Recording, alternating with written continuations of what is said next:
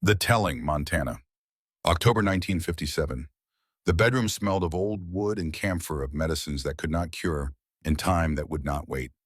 Nathan Brennan lay propped against pillows that his daughter had arranged with the practiced efficiency of someone who knew death was coming and could do nothing but make it comfortable. 91 years had carved his face into something resembling old leather left too long in the sun, but his eyes still held the clarity of a man who remembered everything and regretted most of it. His grandson stood at the foot of the bed, 16 years old, too young to understand why he had been summoned alone without his parents, without his sisters. Just him and the old man and the October light filtering through curtains that had hung in this room since before the boy was born.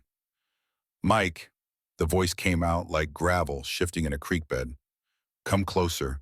I need you to hear this while I still have breath to tell it." The boy moved forward, uncertain. He had never been afraid of his grandfather, but he had never been comfortable with him either. Nathan Brennan was a man who had lived through things that made ordinary conversation feel inadequate. "Yes, sir. I don't have much time left. The doctor gives me days, maybe hours.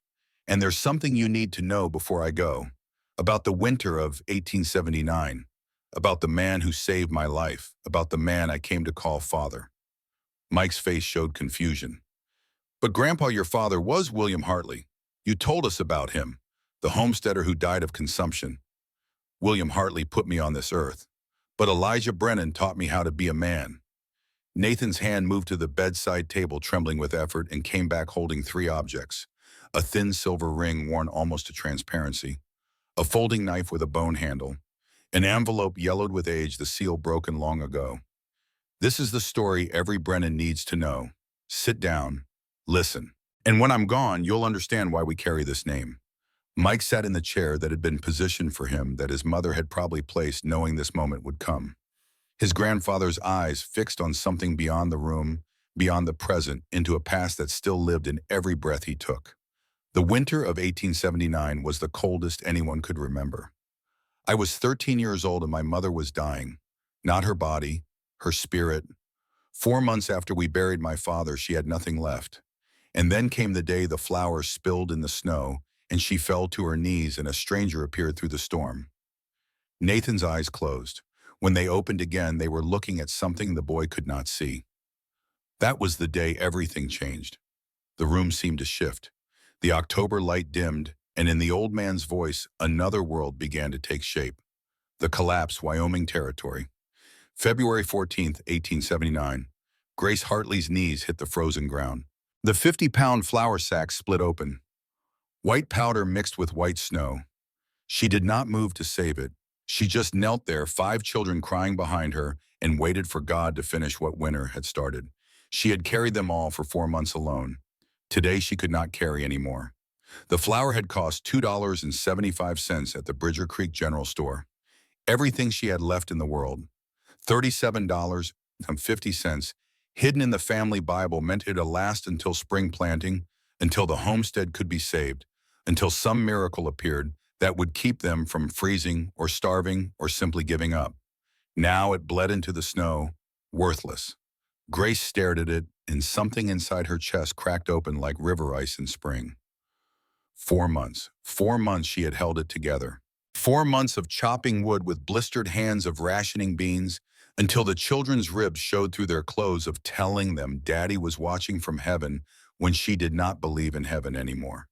And now the flour was gone. Behind her, Nathan's voice, 12 years old and sounding like 40. "Mama." She could not look at him, could not let him see what was happening to her face. "Mama, you're shaking." "I know." Her voice came out strange, flat, like someone else was using her mouth. "Take your sisters inside." "But Mama," she still did not turn. "Take them inside now." She heard him gather the little ones. Lucy was crying, or maybe Hannah. The twins cried so much these days she could not tell them apart by their sobs anymore. Abigail was asking questions in that way. She had rapid fire and desperate. What happened? Why is Mama on the ground? Is the flour ruined? And Thomas, always Thomas with that cough, that wet rattling sound that kept Grace awake at night, counting the seconds between each breath. The soddy door creaked open, creaked shut. Silence. Grace let her head fall forward. Snow soaked through her skirt, through her stockings, burning cold against her knees. She should get up, should go inside and figure out what to feed them for dinner. Should pray or curse or do something other than kneel here like a broken woman waiting to freeze. But she was tired. God help her, she was so tired. I can't. The words came out in a whisper to no one. To the snow, to her dead husband, rotting in the ground behind the barn, buried in soil. She had broken herself because the ground was frozen and there was no one else to do it. William, I can't do this anymore. You left me. You left me with 5 children and $40 and a winter that won't end. And I can't. Her voice broke. She had sworn she would not cry. Not once in 4 months had she let herself cry where the children might hear. But now, alone in the snow, with the flower ruined and the last of her strength draining out through her knees, Grace Hartley wept. She wept until her chest ached, until snot froze on her upper lip, until her hands buried in the snow went numb enough that she could not feel them anymore. And then she heard the horse, the stranger. Elijah Brennan had been riding since dawn.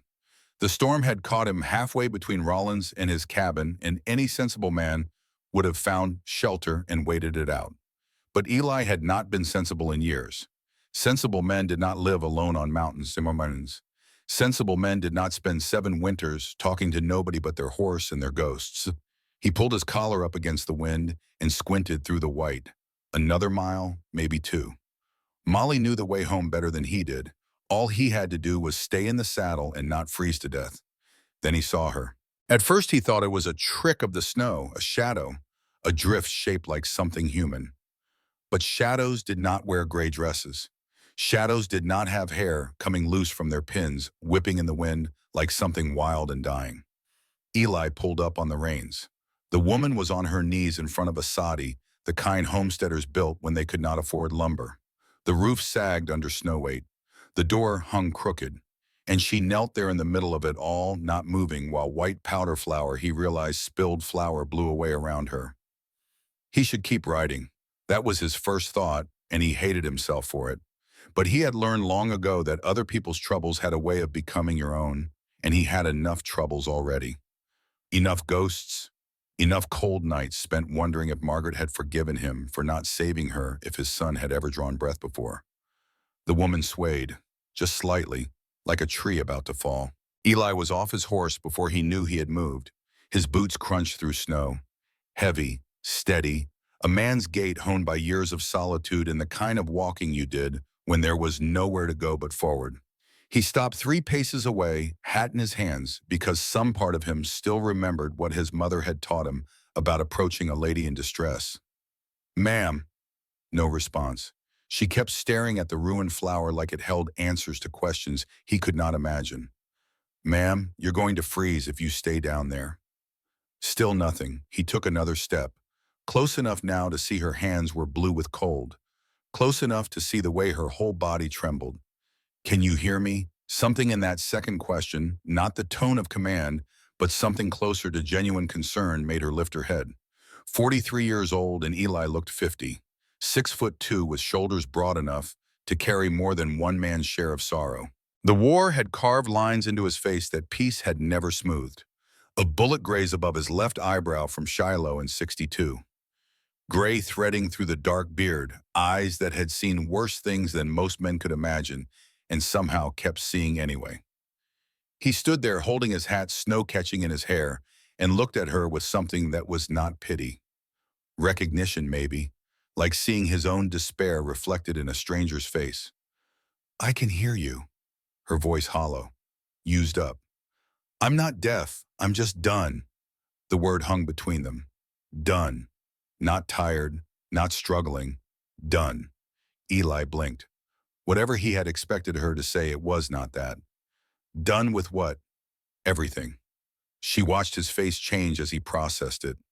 Watched him look past her to the soddy, to the sagging roof and the crooked door, and the flowers still blowing away in white ribbons. Watched him put it together. The widow, the failing homestead, the kind of poverty that killed people slow. She waited for pity. She had learned to hate pity. But what crossed his face was not pity. It was something else. Something that looked almost like recognition. "How many inside?" The question startled her. "What?" Children. His voice steady, patient. I can see small boot prints. How many iron? Grace's throat tightened. 5. His jaw clenched. Just a flicker, but she saw it. A man doing mathematics in his head. 5 children. 1 woman. No flour. A sadi that would not keep them warm through another night. When did you eat last? That's not your concern. When she did not answer. That was answer enough. The man looked at the ruined flour, looked at the sadi, looked at her kneeling in the snow with her dress soaked through and her hands blue with cold. Then he did something that made no sense at all. He took off his coat. What are you? He draped it over her shoulders before she could finish. Heavy wool, warm from his body. It smelled like pine smoke and horse, and something underneath that was just him. Not unpleasant, just unfamiliar. You'll freeze. I've got more fat than you do. He crouched in front of her, bringing his face level with hers. Up close, she could see the gray threading through his beard, the small scar above his left eyebrow, the way his eyes did not slide away from hers like most men's did. He looked at her like she was a person, not a problem to be solved or a thing to be managed. Can you stand? I don't know. Try. It was not a command, just a word, simple and direct. Something about it made her want to obey. Grace put her hands on her thighs and pushed. Her legs shook, her knees screamed. But she rose inch by inch until she was standing upright in the snow with a stranger's coat around her shoulders. The man stood with her. He did not offer his arm, did not try to steady her, just stood there close enough to catch her if she fell. What's your name? Grace asked. Elijah Brennan. Folks call me Eli. You live around here, up the mountain, 3 miles north. 3 miles, close enough to have passed her place 100 times. She had never seen him, never known anyone lived up there at all. You always stop for strange women in snowstorms. His mouth twitched. Not quite a smile. Only the ones still standing. She should tell him to leave, should thank him for the cow and send him on his way back to his cabin and his life away from her and her children and her bottomless well of need. Men did not help women like her for free. They always wanted something. But the coat was so warm, and she was so cold. I don't have anything to pay you with. I don't recall asking for payment. Then what do you want? He looked at her for a long moment. Snow fell between them, soft and silent. Right now, he said, I want to get you and your children somewhere they won't freeze to death. The soddy door opened.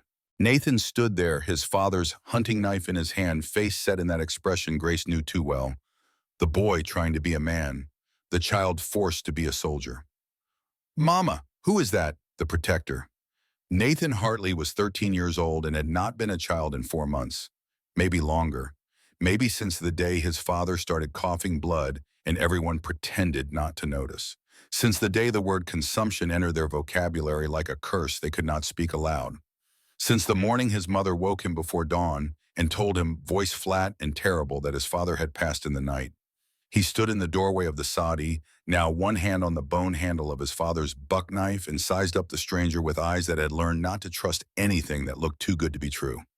The man was big, bigger than Pa had been even before the sickness carved him down to nothing. 6'2" at least, with shoulders that spoke of hard labor and harder years.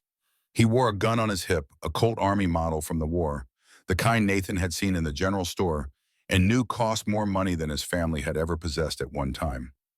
His name is Mr. Brennan, Grace said. Nathan heard the strange flatness in her voice, mechanical, like she was reading from a script someone else had written. He stopped to help. We don't need help. The words came out sharp. Nathan's voice cracked between boy and man. We've been doing fine on our own. Behind him, Thomas started coughing. The wet, horrible sound filled the small space. The sound that kept Nathan awake at night with prayers he did not know if anyone was hearing. Please, God, not Thomas, too. Please, not Thomas. Abigail rubbed her brother's back, face pale and scared. The twins clung to each other by the stove, too young to understand, but old enough to know things were bad. Eli Brennan did not respond to Nathan's challenge. He just looked around the sadi, taking inventory with the quick, assessing gaze of a man who had seen hard times and recognized them in others. The empty flour bin, the last few sticks of wood damp and barely burning, The pile of blankets that served as beds threadbare and not nearly enough. The children themselves, thin, hollow-eyed, dressed in clothes that had been patched and repatched until they were more thread than fabric. His expression did not change, but something shifted behind his eyes. Some calculation being made, some decision being reached. "You got any kin nearby?" he asked Grace. "No. Neighbors. The Hendersons moved out in November. Couldn't make it work." Grace pulled his coat tighter around her shoulders. She should give it back, should make him leave before the children started hoping for things they could not have. "There's no one. We're the last ones on this stretch." Eli nodded like he had expected as much. "My cabin's got room, got food put up for winter, got a barn for what stock you have." Nathan's eyes widened. "We're not going anywhere with you." "Nathan?" "Mama, we don't know him."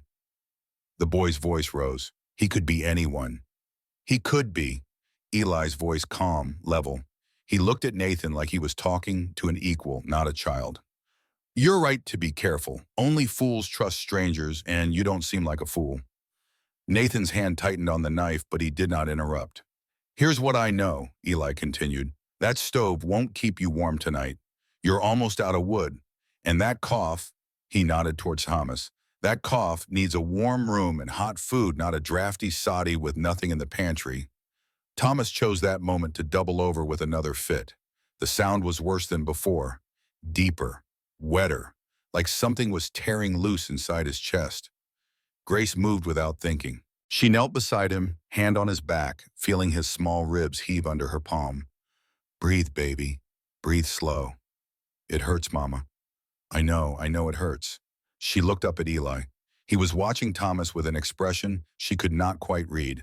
Not pity, something sharper, something that looked almost like pain. "There's a doctor in town," he said quietly. "I can take him." "We can't afford a doctor." "Did I ask if you could afford it?" Grace's jaw tightened. "I don't take charity." "Then call it a loan." "I can't pay back a loan either." Eli was quiet for a moment. When he spoke again, his voice was different, softer, like he was telling her something he did not tell many people. "I had a son once, would have been about his age." He nodded toward Thomas. "He never got to draw his first breath. His mama neither." The soddy went silent except for Thomas's ragged breathing. Grace stared at this stranger, this big rough man who had appeared out of a snowstorm like something from a fairy tale, and saw it now. The grief he carried, the way it lived in the lines around his eyes, in the hunch of his shoulders, in the careful distance he kept from everyone and everything. She knew that grief. She wore it too. "I'm sorry," she whispered. "It was a long time ago." He looked away toward the weak fire. "Point is, I know what it's like to watch someone slip away when you can't do a damn thing to stop it. And I'm not going to stand here and watch it happen again." Nathan had not moved. His hand was still on his knife, but his face had changed, the hardness cracking just slightly to show the scared boy underneath. "You mean it?" His voice cracked again. "You'd really help him. Help us." "Wouldn't have offered if I didn't mean it." Grace should say no. Every lesson life had taught her said to refuse. That men who seemed kind always wanted something. That help came with strings. That trusting anyone outside her own blood was a good way to end up with less than she started with. But Thomas was coughing blood now, just a little, just a fleck on his palm when he pulled it away from his mouth. But Grace saw it, and something inside her broke all over again. "Okay," she whispered. "Okay." "Mama." Nathan looked at her uncertain. "Mama, are you sure?" She stood up. Her legs still shook, but she made them hold. "Pack what we need, only what we can carry. We leave in an hour." The leaving, they left in less than that. There was not much to pack, one quilt each, the family Bible King James Version from 1854, heavy and worn, a photograph of William taken 2 years ago, back when his eyes still had light in them, when consumption was just a word and not a death sentence. Grace's mother's wedding ring, thin as paper now, from years of wear, the inscription inside long since rubbed smooth, E and M, 1832. Her parents dead now these 15 years. Nathan's knife went on his belt. The axe too heavy for him, but he carried it anyway over his shoulder like a soldier with a rifle. Sarah packed clothes with the efficiency of someone twice her age.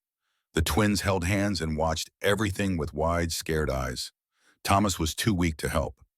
Eli lifted him into the wagon himself, gentle and careful, like the boy was made of glass. "You'll be warm back here. Got straw and blankets. Stay under the cover and you'll be all right." The twins scrambled in after their brother. Sarah helped them settle, her face serious and old, beyond her 9 years. Nathan hesitated at the wagon's edge, looking back at the soddy one last time. "We'll come back," Grace said. She did not know if it was true, did not know if anything she said anymore was true. "When spring comes, we'll come back and plant and try again." Nathan did not answer. He just climbed into the wagon and pulled the canvas closed. Grace stood alone in front of the home she had built with her husband. The home where she had birthed 2 of her children, buried 2 others as infants, nursed William through his last fevered weeks. The home that had been everything and was now nothing but a pile of sod and broken promises. 160 acres, claimed under the Homestead Act of 1862. 5 years to prove up. They had made it 3 before William got sick, before everything fell apart. "You all right?" Eli's voice. He stood by the wagon holding the reins, waiting. "No," Grace said honestly. "I'm not." He nodded, did not offer comfort, did not tell her it would be okay. Just nodded like her answer made perfect sense. "You can ride up front, warmer if you're out of the wind." She should say no, should insist on riding in the back with her children, keeping distance between herself and this stranger. But she was so tired of being strong. Grace walked to the wagon and let Eli help her onto the bench. His hand was rough, calloused, but his grip was sure. He climbed up beside her, arranged a buffalo hide over both their laps, and clicked his tongue at the horses. The wagon lurched forward. Grace did not look back. They rode in silence for the first mile. The snow had eased, but the wind still bit. Grace huddled under the buffalo hide, clutching Eli's coat around her shoulders, watching the white landscape roll past. Everything looked the same out here. Endless drifts, black skeletons of trees, the occasional dark shape of a rock or a frozen creek. She should be grateful, should be thanking God and this stranger and whatever luck had put him on her path today. Instead, she just felt numb. "How long were you on your own?" Eli's voice startled her. He had been so quiet she almost forgot he was there. 4 months. "Your husband, consumption, took him slow." She stared at her hands, chapped and raw under the coat sleeves. "He knew it was coming, tried to teach me everything before he went. How to hunt, how to fix the roof, how to stretch $1 until it screamed." Her voice caught. "I thought I was ready." "No one's ready." She looked at him. "You sound like you know." "I know." He did not elaborate. She did not push. Another half-mile passed. The horses plodded through the snow, their breath steaming in the cold air. From the back of the wagon, Grace could hear the twins whispering to each other. Sarah shushing them, Thomas's rough breathing. "What made you stop?" she asked suddenly. Eli glanced at her. "What?" "Today, you could have kept riding. Most men would have. What made you stop?" He was quiet for a long moment. When he answered, his voice was rough, with something Grace could not name. "You looked like you were giving up." "I was." "I know." He adjusted the reins, eyes forward. "I've worn that look myself. Would have died wearing it too if someone hadn't stopped for me." Grace let that settle. 2 broken people meeting in a snowstorm. It sounded like the beginning of a story her grandmother might have told, the kind where everything worked out in the end, where love healed all wounds and the future was bright. But Grace did not believe in those stories anymore. "I can't promise you anything," she said. "I can't promise we'll be easy guests, or that the children will behave, or that I'll be able to pay you back someday. All I can promise is that I'll work, I'll pull my weight. I won't be a burden longer than I have to be." I don't recall asking for promises. "Then what do you want, Mr. Brennan?" He was quiet again, then so soft she almost missed it, just someone to share the silence with. Grace did not know what to say to that, so she said nothing. They rode on through the snow, 2 strangers sharing a buffalo hide while the wind howled and the day dimmed. And somewhere ahead, a cabin waited with warmth and food and the terrifying possibility of hope. The sanctuary, the cabin, appeared through the trees just as the last light faded. It was not much. Rough-hewn logs, stone chimney, a porch barely big enough for 2 chairs. But smoke curled from the chimney and lantern light glowed in the window, and to Grace's exhausted eyes it looked like a palace. Eli pulled the wagon up to the porch and set the brake. "Stay here, I'll get the fire built up." He disappeared inside. Grace heard him moving around, the thump of logs, the scrape of a poker, the crackle of flames catching. Then he was back lifting Thomas down from the wagon, carrying the boy inside like he weighed nothing at all. The other children followed in a daze. Even Nathan was too tired to protest. Grace went last. The cabin was warm, actually warm, not the damp half-heat of their soddy. A fire roared in a stone hearth big enough to stand in. A table sat near the window, rough but solid. Two beds filled the far corners, one large, one smaller, both covered with thick quilts. It was simple, bare, the home of a man who had given up on making things beautiful. But it was warm. "There's stew in the pot," Eli said. "Not much, but it's hot. Bowls are on the shelf." Nathan moved toward the hearth like a moth to flame. Sarah was already reaching for bowls, her practical nature taking over. The twins had collapsed on the smaller bed, asleep before they hit the quilts. Thomas sat in a chair by the fire, wrapped in blankets, too weak to help. Eli had positioned him just right, close enough to the warmth, angled so the smoke would not catch his lungs. Grace watched this stranger move through his home, fetching blankets, ladling stew, making sure each child was settled, and felt something dangerous stir in her chest. Do not, she told herself, do not dare start hoping. "Mama." Sarah stood beside her, holding a bowl of stew, 9 years old with her father's eyes and her mother's stubborn chin. "You need to eat. You always make us eat, but you never eat." Grace took the bowl. Her hands were shaking. "Thank you, baby. Mr. Brennan says Thomas needs a doctor. He says he'll take him to town tomorrow when the roads are clear. He says—" Sarah's lower lip trembled. "He says Thomas is going to be okay." Grace pulled her daughter close. The bowl sloshed between them, stew nearly spilling, but she did not care. "He's going to be okay. We're all going to be okay."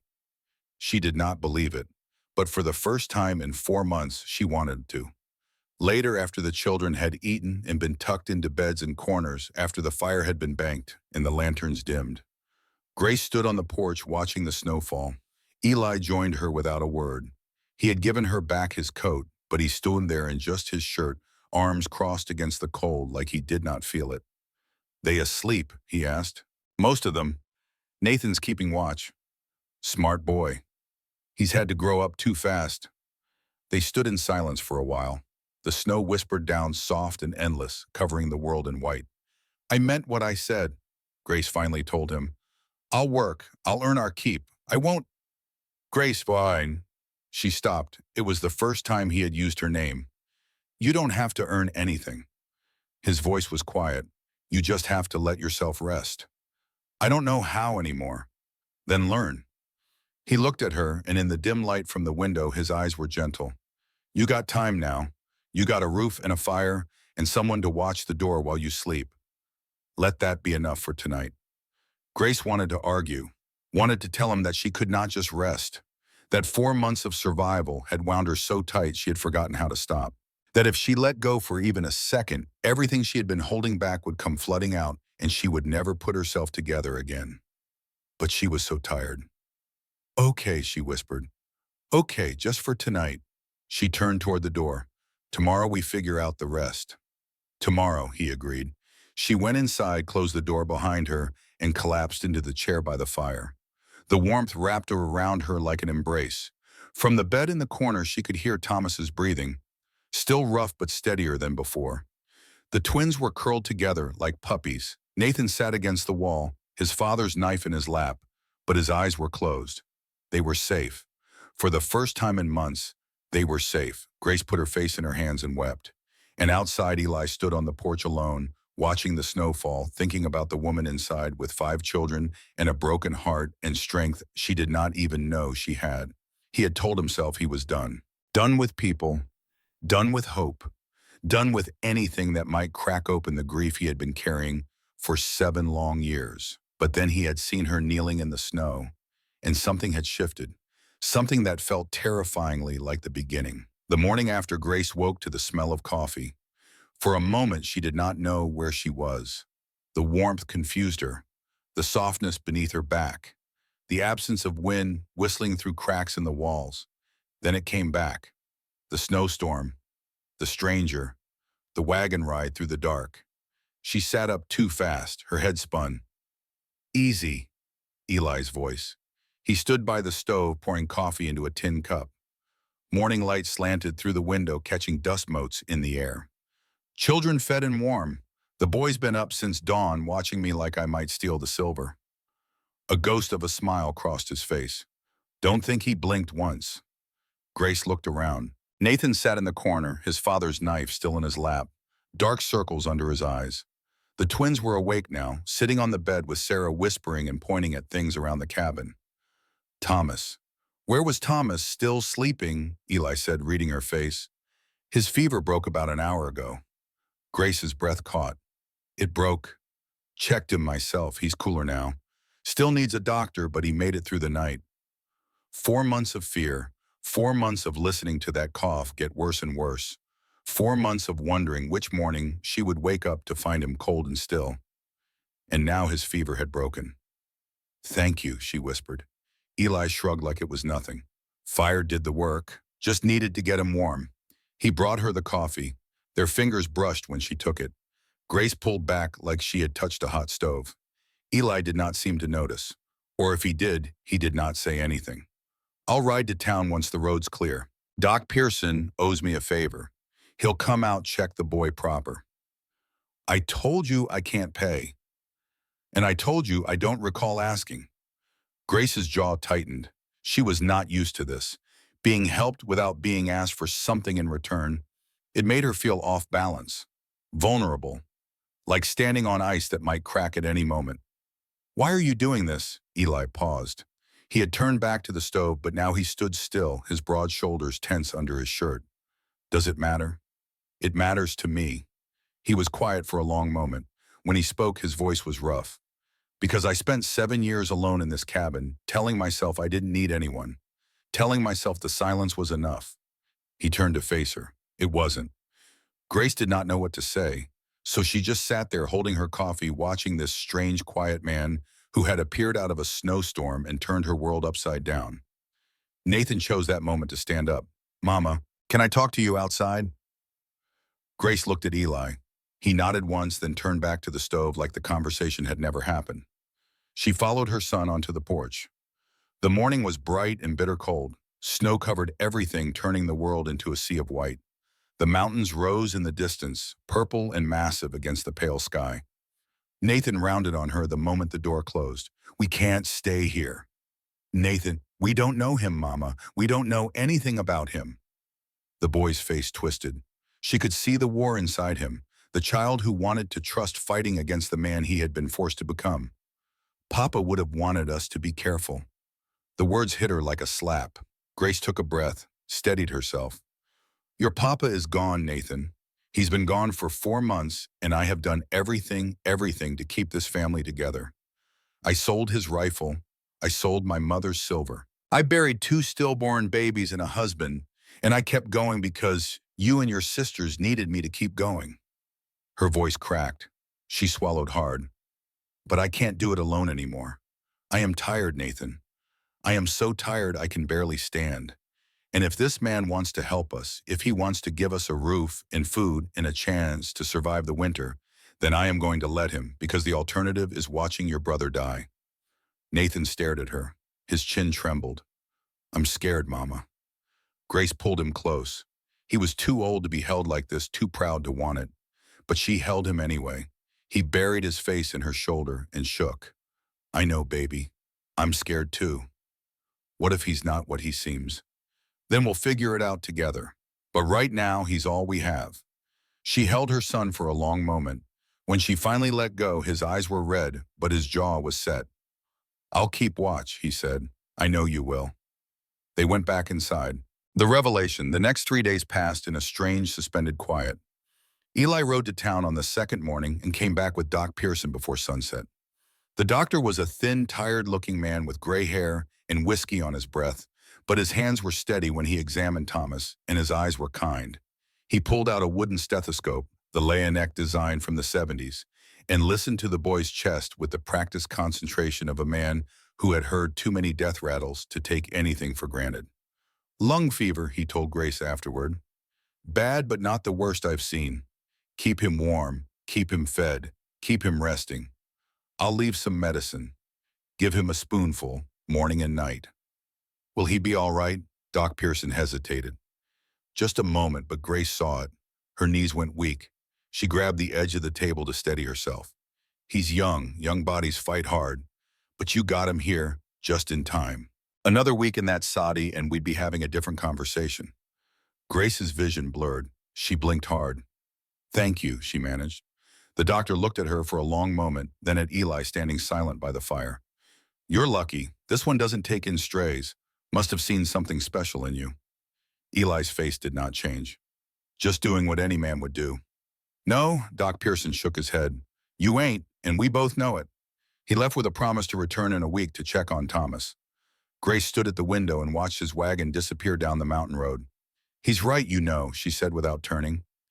Eli had moved to the table, was wiping it down with a rag, his movements slow, methodical. He did not look at her. About what? I don't take in strays, haven't let anyone pass that door in 7 years. Then why us? He stopped wiping. Just stood there, rag in his hand, staring at the worn wood of the table like it held some answer he could not find. I don't know, he said finally. I've been asking myself that same question since I saw you in the snow. Grace did not know how to respond, so she did what she always did when she did not know what to say. She found work. The children need their clothes washed. Is there a creek nearby, or? There's a tub in the barn. I'll heat water. I can heat my own water. I know you can. He finally looked at her, but you don't have to. That night after the children were asleep, Grace found herself sitting by the fire across from Eli. He was carving something, a small piece of wood that was slowly taking the shape of a horse. His hands moved with practiced ease, shaving off thin curls that fell to the floor. You do that often, she asked. Carving. He shrugged. Gives me something to do with my hands. Keeps the thoughts quiet. What thoughts? He was quiet for a long moment. The fire crackled. The wind murmured outside. The ones that come at night, he said finally. The ones that remind me of everything I lost. Grace understood that. God, did she understand that? Your wife, she said softly. What was her name? Eli's hands stilled on the carving. He stared into the fire and Grace watched his face change. Watched the walls come down just for a moment. Margaret. The word came out rough like it hurt to say. Margaret Rose Brennan, 23 years old when she died, would have been 30 now. What was she like? She laughed at everything, even things that weren't funny, said life was too short to waste on frowning. He swallowed. She made this cabin feel like a home, made me feel like something other than a broken-down soldier with too many ghosts. How long were you married? 2 years. We'd been trying for a baby almost the whole time. When she finally got pregnant, I thought, yeah, he stopped. Drew a breath. I thought everything was finally going to be okay. Grace did not push. She just waited. The labor went wrong. Baby was turned the wrong way. Doc Pearson did everything he could, but his voice dropped to barely a whisper. She bled out in my arms. The baby never even cried. The cabin went silent except for the fire. Grace reached out before she could stop herself. Her hand covered his on the carving. He flinched but did not pull away. I'm sorry, she said. I'm so sorry. He looked at her hand on his, looked at her face. Something passed between them, something fragile and unspoken. It was a long time ago, he said. That doesn't make it hurt less. No, it doesn't. They sat like that for a longer moment, her hand on his, the fire crackling, the children breathing soft and slow in the darkness. Then Grace pulled back. I should sleep. You should. But neither of them moved. And when Grace finally rose and went to her bed by the wall, she felt Eli's eyes on her back like a touch she could not shake. The rider. 5 days after the snowstorm, a rider came up the mountain. Grace saw him first, a dark shape moving through the snow coming from the direction of town. Her heart seized. Eli. He was at her side in an instant, one hand on her elbow, steady and sure. I see him. Who is it? Don't know. His hand went to the Colt on his hip. "Stay inside with the children." "But Eli," his voice was firm, not harsh but leaving no room for argument. "Stay inside." She wanted to argue, wanted to stand beside him to face whatever was coming together. But the children were behind her and she was their mother, and that came first. She went inside. From the window she watched Eli walk down to meet the rider. The man dismounted slowly. Older she could see now, with a black coat and a rigid posture that spoke of hard authority. They spoke for several minutes. She could not hear the words, but she could see Eli's back stiffen, could see his hands clench at his sides, and then the rider looked toward the cabin, looked right at her. Something cold slithered down Grace's spine. Eli turned and walked back up the hill. His face was closed off, unreadable, but his eyes were blazing. "Who was that?" Grace asked the moment he came through the door. "Man from town. Preacher." He paused, his jaw clenched so hard she could see the muscle jump. "Says he's looking for a woman named Grace Hartley." The world dropped out from under her feet. "Silas. You know him?" "He's William's brother. We haven't spoken in years. He and William had a falling out before we came west." Grace's hands were shaking. "What does he want?" Eli's jaw clenched tighter. When he spoke, his voice was flat, controlled. The kind of control that came from holding back something that wanted very badly to be let loose. "Your children." Nathan had been sitting by the fire. Now he shot to his feet, knife already in his hand. "What does that mean?" "What does he mean he wants us?" Eli did not take his eyes off Grace. "He's got papers. Says a judge in Cheyenne signed them. Claims you're unfit to raise them." The words kept echoing in Grace's head like a gunshot that would not stop reverberating. "Your children. He wants your children." Behind her she heard Sarah gasp, heard the twins start to cry, heard Thomas ask in that small, scared voice what was happening. But Grace could not move, could not speak, could only stand there while the world tilted and spun and threatened to swallow her whole. Then Nathan moved, stepped in front of his mother, knife raised, face set in an expression that was pure rage and pure terror mixed into something Grace had never seen before. "He can't have us. Tell him he can't have us." Eli looked at the boy, at Grace, at the other children huddled together by the fire, and something in his face hardened into resolve. "He's coming back tomorrow. Said he wanted to give you time to say goodbye." "No." The word came out of Grace like a crack of thunder, not broken, not defeated, snapped like a rope pulled too tight, finally letting go. "No, dear." Everyone turned to look at her. "He doesn't get to come here with his papers and his righteous judgment and take my children. Not after everything, not after I buried my husband and 2 babies and kept this family alive through a winter that should have killed us all." She was shaking, but not from fear anymore, from something else, something hot and fierce that had been buried under 4 months of exhaustion and grief. "He can take his papers and burn them for all I care. These are my children. Mine. And no judge in Cheyenne or anywhere else is going to tell me I'm not fit to raise them." Eli stared at her. Something shifted in his face. Respect, maybe? Or recognition? "What do you want to do?" "I want to fight." "You might lose." "I've been losing for 4 months. I'm still standing." She lifted her chin. "So let him come. Let him try." Nathan moved to stand beside his mother. His father's knife was back in his belt, and his jaw was set in that stubborn line Grace knew so well. "I'm with Mama," he said. The other children joined them. Even Thomas, weak and pale by the fire, struggled to his feet. "We're all with Mama," Thomas said. Then he started coughing, but he did not sit back down. He stood there swaying slightly, his small hands balled into fists. Grace looked at her children, her fierce, brave, broken children who had survived so much, and felt tears burn in her eyes. Eli watched them all, this makeshift family that had fallen into his life like something out of a dream or a nightmare, he could not yet tell which, and made his decision. "All right," he said quietly, "then we fight." Silas Hartley arrived at noon the next day, and he did not come alone. Grace saw them first from the cabin window. A proper carriage, this time black and polished, pulled by 2 matching bays that must have cost more than her entire homestead claim. A driver sat up front, stiff-backed and silent, and behind him, stepping down with the careful dignity Of a man who believed God was on his side came William's brother. She had not seen Silas in 5 years, not since the day she and William left Pennsylvania with everything they owned, packed into a single wagon. Silas had stood on his porch that morning, arms crossed, face carved from stone, and watched them go without a word of blessing or farewell. He had aged since then. His hair was grayer now, shot through with silver that caught the winter light. His face was more lined, the skin around his eyes and mouth creased with what might have been worry or might have been righteousness worn into permanent grooves. But his eyes were the same, cold and hard as river stones.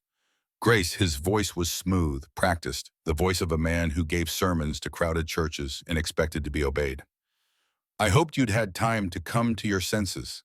She stood on Eli's porch, her children behind her, her spine straight as iron. 4 months of survival had burned away everything soft in her. What remained was steel. My senses are just fine, Silas. Reverend Hartley, please? He smiled, but it did not reach his eyes. I've earned the title. You haven't earned anything from me. His lips thinned. I see time hasn't improved your disposition. And I see time hasn't improved your arrogance. Eli stepped out of the cabin then. He did not speak, did not threaten. Just stood there beside Grace, solid as a mountain, his presence saying everything his words did not need to. Silas's eyes flicked to him. Assessment, calculation. The kind of look a man gave when measuring another man's worth. And who might this be? Elijah Brennan, this is my land. Ah, the hermit. Silas's smile returned cold and knowing. I've heard about you. They say you haven't spoken to another soul in 7 years. Interesting that you've chosen now to break your silence. Interesting that you've chosen now to pretend you care about your brother's children. The smile vanished. I've always cared about them. That's why I'm here, to save them from this. He gestured at the cabin, at Grace, at everything, with a wave that encompassed judgment and dismissal in equal measure. This degradation. Grace's voice was sharp, controlled, but underneath ran a current of rage that had been building for 4 months, for 5 years, for every moment since Silas had looked at her and found her wanting. You call a warm home and full bellies degradation. I call living in sin with a stranger degradation. I call abandoning your homestead degradation. I call letting your children run wild while you— He paused, letting the implication hang heavy in the cold air. While you do whatever it is you're doing here. While I what? Grace stepped forward. 1 step. 2. Until she was close enough to see the righteousness burning in her brother-in-law's eyes. Close enough to spit in his face if she wanted to. While I did whatever it took to keep them alive, while I sold everything I owned to buy medicine for my son, while I buried my husband alone because you couldn't be bothered to come. I wasn't informed until— You weren't informed because you made it clear you wanted nothing to do with us. William wrote to you when he first got sick. He begged you to come. You never even answered. Silas's face tightened. A muscle jumped in his jaw. That's a family matter. So is this. Grace's voice dropped, became something cold and terrible. And you lost the right to call yourself family when you turned your back on your own brother. They stood facing each other, the air between them crackling with years of resentment and wounds that had never healed.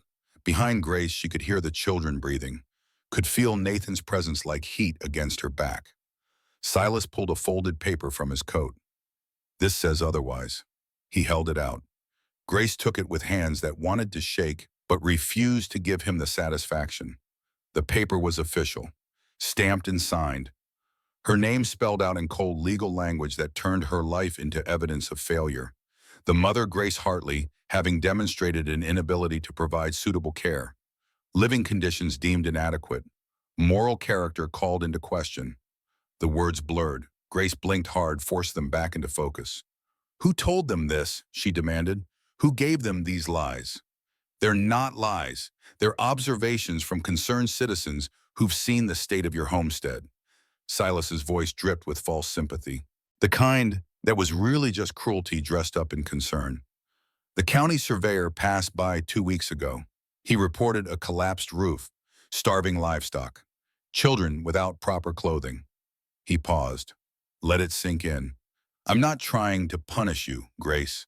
I'm trying to save you, by giving them the life they deserve, a proper home, an education, a Christian upbringing. I am a Christian. You're living with a man who isn't your husband. The words hung in the air like poison. Grace felt Eli tense beside her. She wanted to explain that it was not like that they had not even touched, that he had been nothing but honorable. But she could see in Silas's eyes that it would not matter. He had already made up his mind. The children will come with me today, Silas said. You can visit them, of course, once you've demonstrated that you're capable of. No. The voice was not Grace's, it was Nathan's. He stepped out from behind his mother. His father's knife was in his hand. His face was pale, but his eyes were blazing. We're not going anywhere with you. Silas looked down at him like he was looking at an insect. Nathan, put that away. You don't understand what's... I understand that you let my father die alone. I understand that you never came, never wrote, never cared about any of us until now. Nathan's voice was shaking, but his hand on the knife was steady. And I understand that you're not my family. Not anymore. He pointed at Grace. She's my family. Then at his sisters, at Thomas, at Eli. They're my family. And if you try to take us, I'll fight you. I'll fight you until I can't fight anymore. Grace's heart swelled with pride and terror. Her boy. Her brave, foolish, wonderful boy. Silas's face had gone red. You see, this is what I'm talking about. A proper boy doesn't threaten his elders. A proper boy doesn't wave a knife around like some kind of savage. This is exactly why. Enough.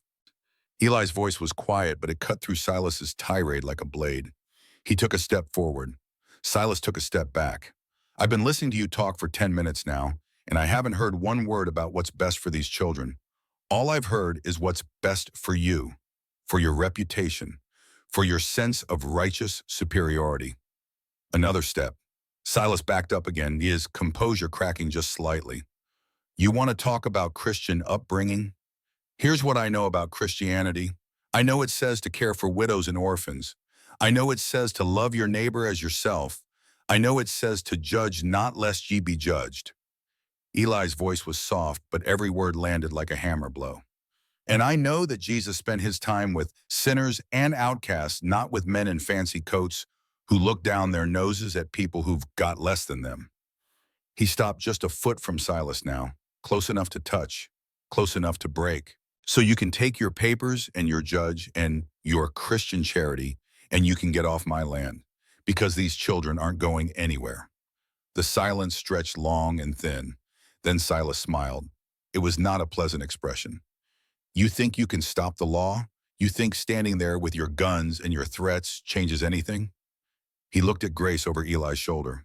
I'll be back in 3 days with the sheriff. And if you're not willing to surrender the children peacefully, I'll have you arrested for obstruction. Both of you. He turned and walked back to his carriage. The driver helped him up. Just before the carriage pulled away, Silas leaned out the window. 3 days, Grace. Use them wisely. Then he was gone. The matched bays started moving. The carriage disappeared around the bend, leaving nothing but wheel tracks in the snow and the sound of Grace's heart hammering in her chest. Her legs gave out the moment the carriage was out of sight.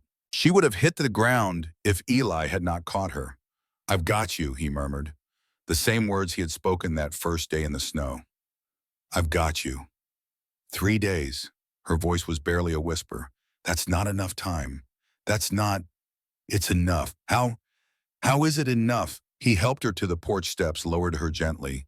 The children surrounded them all, talking at once, asking questions Grace could not begin to answer. Quiet, Eli said, not harsh, but firm. All of you, give your mom a minute. They went quiet, even the twins who never went quiet. Eli crouched in front of Grace. Listen to me. We're going to fix this. You can't fix the law. The law isn't always right, and judges can be wrong. Those papers he's got, they're based on lies. Old information, things that aren't true anymore. It doesn't matter what's true, it matters what's written down. Then we get it written down's different. Grace looked at him. What do you mean Doc Pearson was here last week? He saw Thomas. He saw how well these children are doing, how strong they're getting. His word carries weight in this territory. Eli's eyes were intense, focused, a man with a plan taking shape. And there's Widow Fletcher 3 miles down the road. She's known me 20 years. She can vouch for my character. And yours by extension. That's not enough to overturn a judge's order. Maybe not, but it might be enough to delay it, to buy us time to appeal, to find a lawyer, to build a real case. He took her hands. His were warm and rough and steady. Grace, I'm not going to lie to you. This is bad. But bad isn't the same as hopeless. You've survived worse than this. Have I? You survived William. You survived the winter. You survived that day in the snow when you were ready to give up. His grip tightened. You're still here. Your children are still here. And as long as that's true, we've got a chance. Grace stared at him. This man who had been a stranger 2 weeks ago. This man who had carried her son out of the cold and stood up to a preacher and looked at her like she was worth fighting for. Why are you doing this? She asked. Why do you care so much? He was quiet for a long moment. When he spoke, his voice was rough with emotion, held barely in check. Because I spent 7 years running from everything that hurt, hiding up here on my mountain, telling myself I was better off alone. And then you came along. He paused. You and your 5 children and your stubborn pride. And you made me remember what it felt like to have something worth protecting. He reached up, touched her face, just a brush of his fingers against her cheek. So gentle it made her chest ache. I can't promise you will win, but I can promise you I'll be here. Whatever happens, as long as you want me. Grace's vision blurred with tears. I want you. God help me, I want you. His forehead touched hers. They stayed like that for a long moment, breathing the same air while the children watched and the wind blew cold off the mountains. Then Nathan's voice broke through. So what's the plan? Grace pulled back, wiped her eyes, looked at her son standing there with his knife in his belt and determination in his eyes. The plan, she said slowly, is to fight. The strategy, the next 3 days moved with the speed of a dream and the weight of a nightmare. Eli rode out the first morning before dawn. He went to Doc Pearson first, then to Widow Fletcher, then to a lawyer in town whose name Grace could not remember, but whom Eli assured her could be trusted. He came back each night exhausted and grim-faced, but with more pieces in place. Doc wrote a letter, he told her the first night. Says Thomas is recovering well. Children are healthy and cared for. He'll testify if it comes to that. And the widow, she'll stand with us. Said she's been wanting an excuse to put Silas Hartley in his place for years. Eli almost smiled at that. Almost. The second day Eli brought Grace to town. She had not wanted to go, had not wanted to face the stares, the whispers, the judgment of people who had never lifted a finger to help her. But Eli said she needed to be seen, needed to show them she was not the broken woman Silas had described. So she dressed in her best dress, the blue one that was faded but clean, and pinned up her hair and walked down the main street of Rollins with her head held high. People stared. Of course they stared. But Grace stared right back. At the general store, she bought flour and sugar and a ribbon for each of the girls. At the land office, she filed paperwork for her homestead, proving she had not abandoned it. At the church, not Silas's church, but a small Methodist chapel on the edge of town, she spoke to the minister about her situation. He was a young man, maybe 35, kind-eyed and soft-spoken, Reverend James Porter. He introduced himself. He listened without interrupting, and when she finished, he nodded slowly. I can't make any promises, but I can speak to the circuit judge when he comes through next week. There may be options you haven't considered. What kind of options? He hesitated, chose his words carefully. If you were married, the case would be different. A mother alone is vulnerable in the eyes of the law, but a mother with a husband, especially a husband of good standing. He trailed off. Let her fill in the rest. Grace felt Eli stiffen beside her. She did not look at him. Thank you, Reverend. I'll think about it. They rode back to the cabin in silence. The sun was setting, painting the snow, gold and pink, but Grace barely noticed. Her mind was spinning with the minister's words. If you were married. You don't have to, Eli said suddenly. She turned to look at him. At him? What? Marry me. You don't have to. There might be another way. We'll find another way. And if we don't, he was quiet. Eli. Grace reached over and touched his arm. He pulled the wagon to a stop, looked at her with eyes that held too much feeling to name. I'm not going to pretend we're in love. I'm not going to pretend this is some fairy tale where everything works out because it's supposed to. She took a breath. But I know you're a good man. I know you care about my children. And I know, she stopped, swallowed hard. I know I feel something for you. Something I didn't think I'd ever feel again. Grace, let me finish. Her voice was steady now, certain. Maybe it's not love yet. Maybe it's just gratitude or fear or loneliness. But it's something. And if marrying you means keeping my children, then I'll do it gladly. But only if you want the same thing, only if you can look me in the eye and tell me you're not just doing this out of pity. Eli was quiet for a long moment. When he spoke, his voice was rough with emotion. I spent 7 years building walls. 7 years telling myself I didn't need anyone, didn't want anyone, couldn't survive losing anyone else. He turned to face her fully. And then you showed up in that snowstorm, and every wall I built came crashing down. He took her hands in his. I'm not asking you to marry me out of pity, Grace. I'm asking because I can't imagine my life without you in it anymore. I'm asking because your children have become my children in every way that matters. His voice broke. I'm asking because I love you. And I know it's too soon to say that. And I know you might not feel the same way. But it's true. I love you. I've loved you since the moment you looked up at me from that snow and told me you were done. Grace's heart stopped. Then it started again faster than before. Yes, she whispered. What? Yes. She was crying now, tears streaming down her face, but she was smiling too. A real smile, wide and warm and full of something that felt dangerously like hope. Yes, I'll marry you. Yes, I want this. Yes. Eli stared at her like he could not believe what he was hearing. Then his face broke into a real smile, wide and warm and full of joy, and he pulled her into his arms. They held each other in the wagon as the sun sank below the horizon and the first stars appeared. And for the first time in months, Grace felt like everything might actually be okay. The wedding. The wedding happened the next morning. It was not fancy. There were no flowers, no music, no guests except the children and Widow Fletcher who had come to witness. Reverend Porter performed the ceremony in Eli's cabin, his voice steady and solemn. Grace wore her blue dress. Eli wore his cleanest shirt. The twins threw dried corn kernels instead of rice, and Thomas coughed through the vows, and Nathan stood in the corner with his arms crossed and his eyes suspiciously bright. When it was over, when the minister had pronounced them man and wife, and Eli had kissed her soft and sweet and full of promise, Grace looked around at her family and felt something she had forgotten existed. Peace. They had 1 hour before Silas came back. 1 hour to prepare. 1 hour to gather their courage. 1 hour to become the family they were always meant to be. When the sound of hooves echoed up the mountain road, Grace was ready. She stood on the porch with her husband beside her. The word still felt strange in her mind. Husband. She had had one before, and he had faded away from her like smoke through her fingers. But Eli was different. Eli was solid.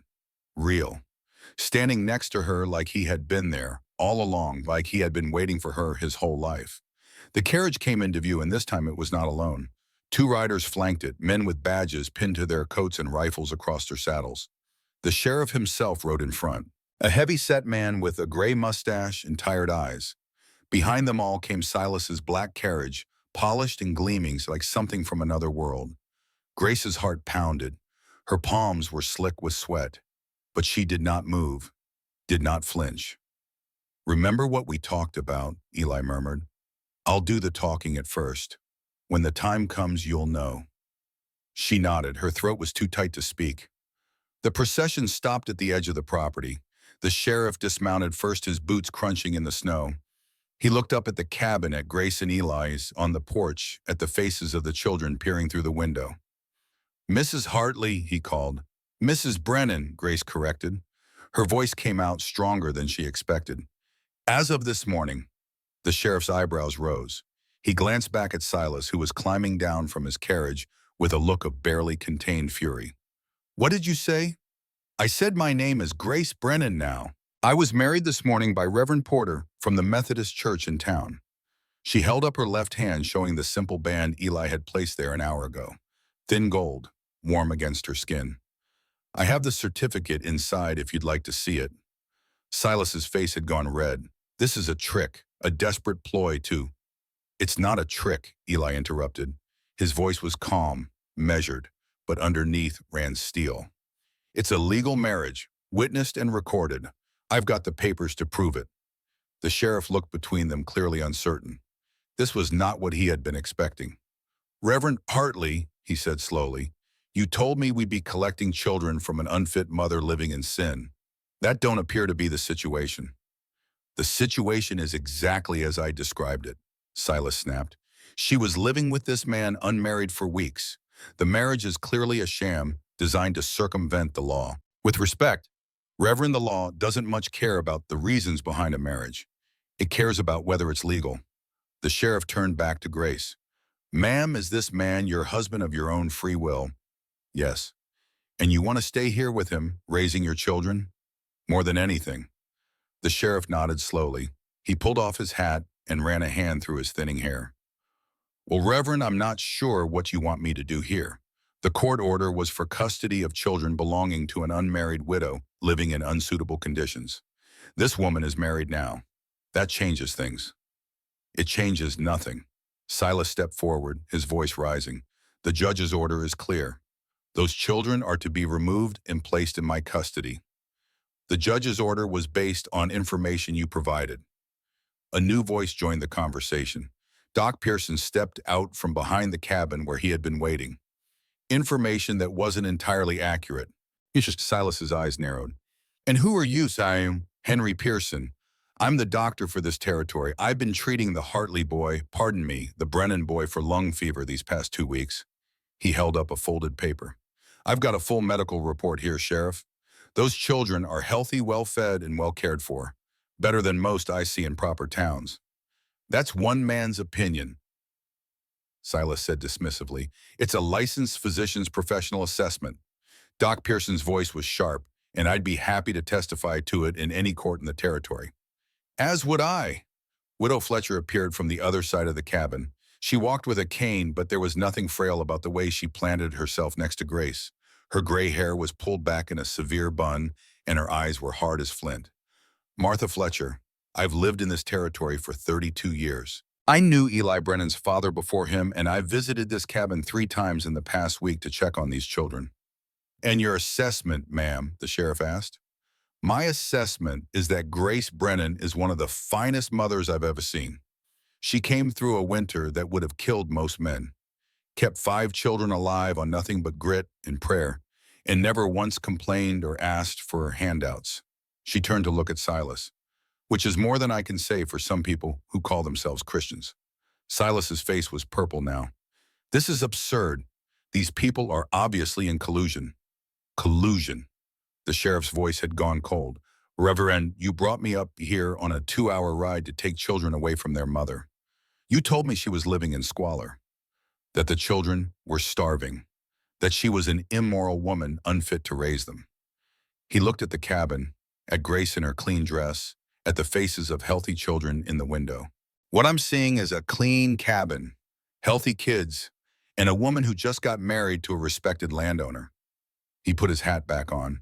I'm not in the habit of tearing families apart based on one man's grudge. This isn't a grudge. Silas's control was slipping. This is about the welfare of those children. Is it? Grace stepped forward. She had been quiet long enough. Is it really about the children, Silas? Or is it about punishing me? I don't know what You never forgave me for taking William away from you, for convincing him to come west instead of staying in Pennsylvania to work in your church. The words poured out of her like water through a broken dam. Years of resentment, years of silence, finally finding their voice. You blamed me when he got sick. You blamed me when he died. And now you want to take the only thing I have left, my children, because you can't stand the thought that I might actually be happy. She was shaking now, but not with fear, with rage. You talk about Christian charity, but where was your charity when William was dying? Where were your letters, your prayers, your support? You abandoned your own brother Silas. You let him die alone because you were too proud to admit you were wrong about me. I'm not finished. Grace's voice cracked like a whip. I buried my husband with my own 2 hands. I dug the grave myself because the ground was frozen and there was no one else to do it. I held my children while they cried and told them their father was in heaven, even though I wasn't sure I believed it anymore. And I kept going. Every single day I kept going because that's what mothers do. She was crying now, but she did not care. The tears rolled down her cheeks and she let them fall. So you can stand there with your fancy coat and your judge's papers and your righteous anger. But you don't get to tell me I'm unfit. You don't get to take my children. And you don't get to pretend this is about anything other than your own wounded pride. The silence that followed was deafening. Silas stared at her, his mouth opening and closing like a fish out of water. For the first time since she had known him, he seemed to have nothing to say. The sheriff cleared his throat. Ma'am, I think you've made your position clear. He turned to Silas. Reverend, I'm not going to enforce this order. Not today. Not under these circumstances. If you want to pursue this further, you'll need to go back to Judge Harrison and get a new order, one that accounts for the current situation. Until then, these children stay where they are. You can't do this, Silas sputtered. I have the law. The law isn't a weapon, Reverend. It's supposed to protect people. And from where I'm standing, these people don't need protecting from their mother. They need protecting from you. He mounted his horse and nodded to his deputies. We're done here. Let's go. The 3 lawmen rode away without looking back. Silas stood alone in the snow, his carriage waiting behind him, his face a mask of shock and fury. This isn't over, he said quietly. Yes, it is. Eli stepped forward, placing himself between Silas and the cabin. You heard the sheriff. You've got no legal standing here. And if you come back, if you try anything else, you'll have to go through me. Is that clear? Is that a threat? It's a promise. The 2 men stared at each other. Grace could feel the tension crackling between them like lightning before a storm. Then Silas turned away. You'll regret this, all of you. God sees what you've done here today. So do I, Grace replied, and I'm not ashamed of any of it. The carriage pulled away, disappeared down the mountain road.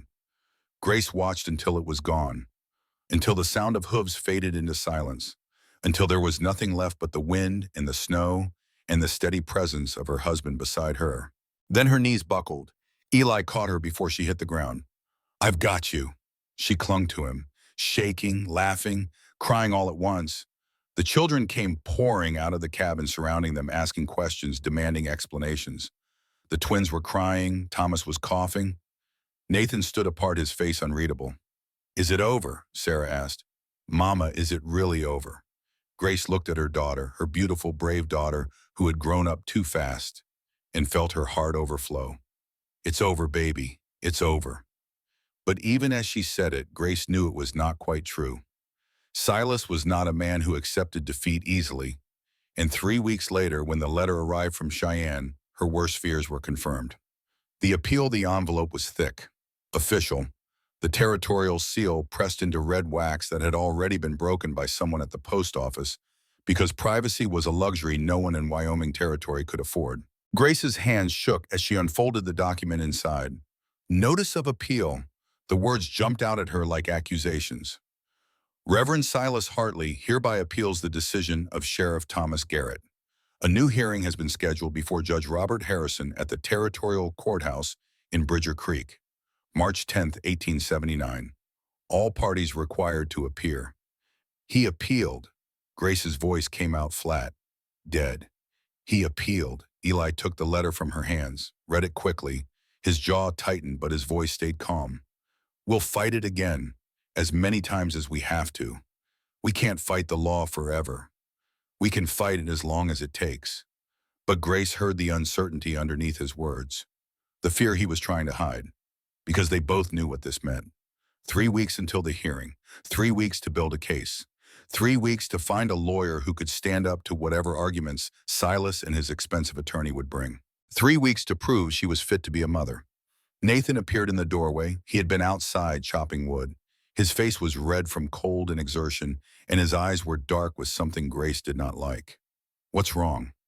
Silas appealed the sheriff's decision. Eli's voice was gentle. There's going to be a hearing. We'll need to go to Bridger Creek. Talk to the judge directly. Nathan's hand went to his knife. The gesture was so automatic, Grace wondered if he even knew he was doing it. When March 10th, the boy nodded slowly. Good, that gives me time. Time for what? To find where he's staying. Nathan's voice was cold, older than his 13 years. To finish this my way. Nathan, Eli stood up, moved toward the boy. What are you thinking? I'm thinking he needs to stop, and if the law won't stop him, then someone else needs to. Grace's blood went cold. Nathan, no. He wants to take us away, Mama. He wants to destroy our family. And we're just supposed to let him. We're supposed to trust the law. The law hasn't done anything. The law gave him papers. The law is on his side. Nathan's voice rose, cracked. And suddenly he was not a soldier anymore, just a scared boy who had been strong for too long. I can stop him. I know where Pa's rifle is. I know how to use it. I can. Nathan listened to Eli's voice was firm but not harsh. He knelt down, bringing himself eye level with the boy. You're right. Killing is easy. I've done it. In the war, I killed men. Some of them probably had families. Some probably deserved it. Some didn't. He paused. Let that sink in. But you know what's hard? Forgiving. Letting go. Choosing to be better than the thing that hurt you. Your mama didn't survive that winter, so you could become a killer. She survived so you could become a man. A good man. Nathan's chin trembled. What if we lose? What if the judge takes us away? Then we'll figure it out. But we do it together, as a family, and we do it with our heads held high, not with blood on our hands. The boy stared at Eli for a long moment, then his face crumpled. I'm so scared, Pa. It was the first time he had called Eli that without prompting, without hesitation. Just Pa, like it was the most natural thing in the world. Eli pulled him close, held him while he shook. I know, son. I know. Grace watched them. Her son, her husband, two people who had found each other in the middle of winter and somehow impossibly become family, and felt something shift in her chest, something that felt dangerously like certainty. They would get through this, whatever it took, however long it took. They would get through it together. Montana. October 1957. Nathan paused. His breath was coming faster now, shallow. The old man's body reminding him that time was short and stories were long. Mike leaned forward, hands gripping his knees. What happened at the hearing? Grandpa, did you have to go? We went, all of us. Your great-grandmother Eli, me and my siblings. Even Thomas, though he was still weak from the fever. Nathan's eyes were distant. I'd never seen so many people in one place. The courthouse was packed. Standing room only. Everyone in Bridger Creek wanted to see if the widow would lose her children to the preacher. Were you scared? Terrified, but I was also angry. So angry I could barely see straight. I wanted. He stopped, drew a careful breath. I wanted to hurt him, to make him pay for what he was doing to my mother. And that anger almost destroyed everything. What do you mean? You'll see. Let me finish the story. Nathan closed his eyes. The hearing was supposed to be simple. 3 days of testimony, a week at most.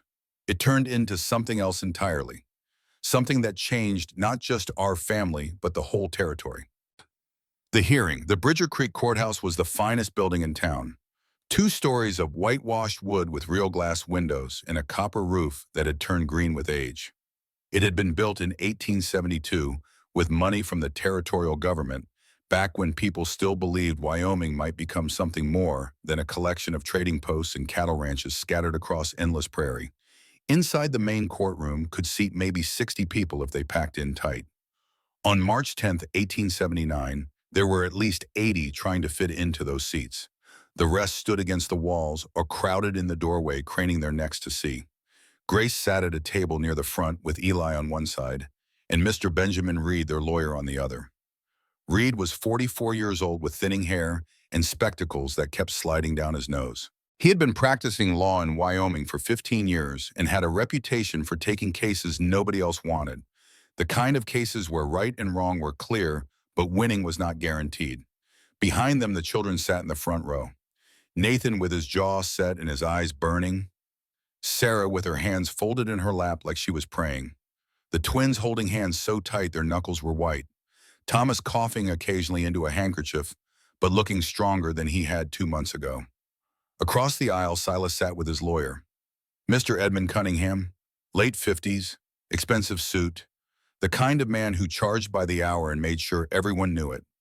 Judge Robert Harrison sat behind the bench, 60 years old with white hair and a face carved from granite. He had been a judge in Wyoming Territory for 20 years, had seen everything from claim-jumping disputes to murder trials. He was known for being fair but not soft, for following the law even when the law was cruel. He banged his gavel once. This court is now in session. Case of Hartley versus Brennan regarding custody of minors, Nathan, Sarah, Thomas, Emma, and Lily. Mr. Cunningham, you may present your case. Cunningham stood, adjusted his cuffs, smiled at the judge like they were old friends sharing a private joke. Your Honor, this case is quite simple. My client, Reverend Silas Hartley, seeks to provide a stable Christian home for his brother's orphaned children. Children who have been living in squalor with their mother and her, he paused, let the word hang, her husband of less than 1 month. Grace felt Eli's hand find hers under the table. Squeeze once. She squeezed back. We will present evidence that Mrs. Brennan, formerly Mrs. Hartley, allowed her homestead to fall into disrepair, that her children went hungry, that she sold family possessions to survive rather than seek proper assistance, and that she married Mr. D. Brennan not out of affection but out of desperation to avoid these proceedings. He sat down, looked satisfied with himself. Judge Harrison turned to Reed. Mr. Reed, your response. Their lawyer stood. He did not have Cunningham's polish. His suit was rumpled. His spectacles needed cleaning.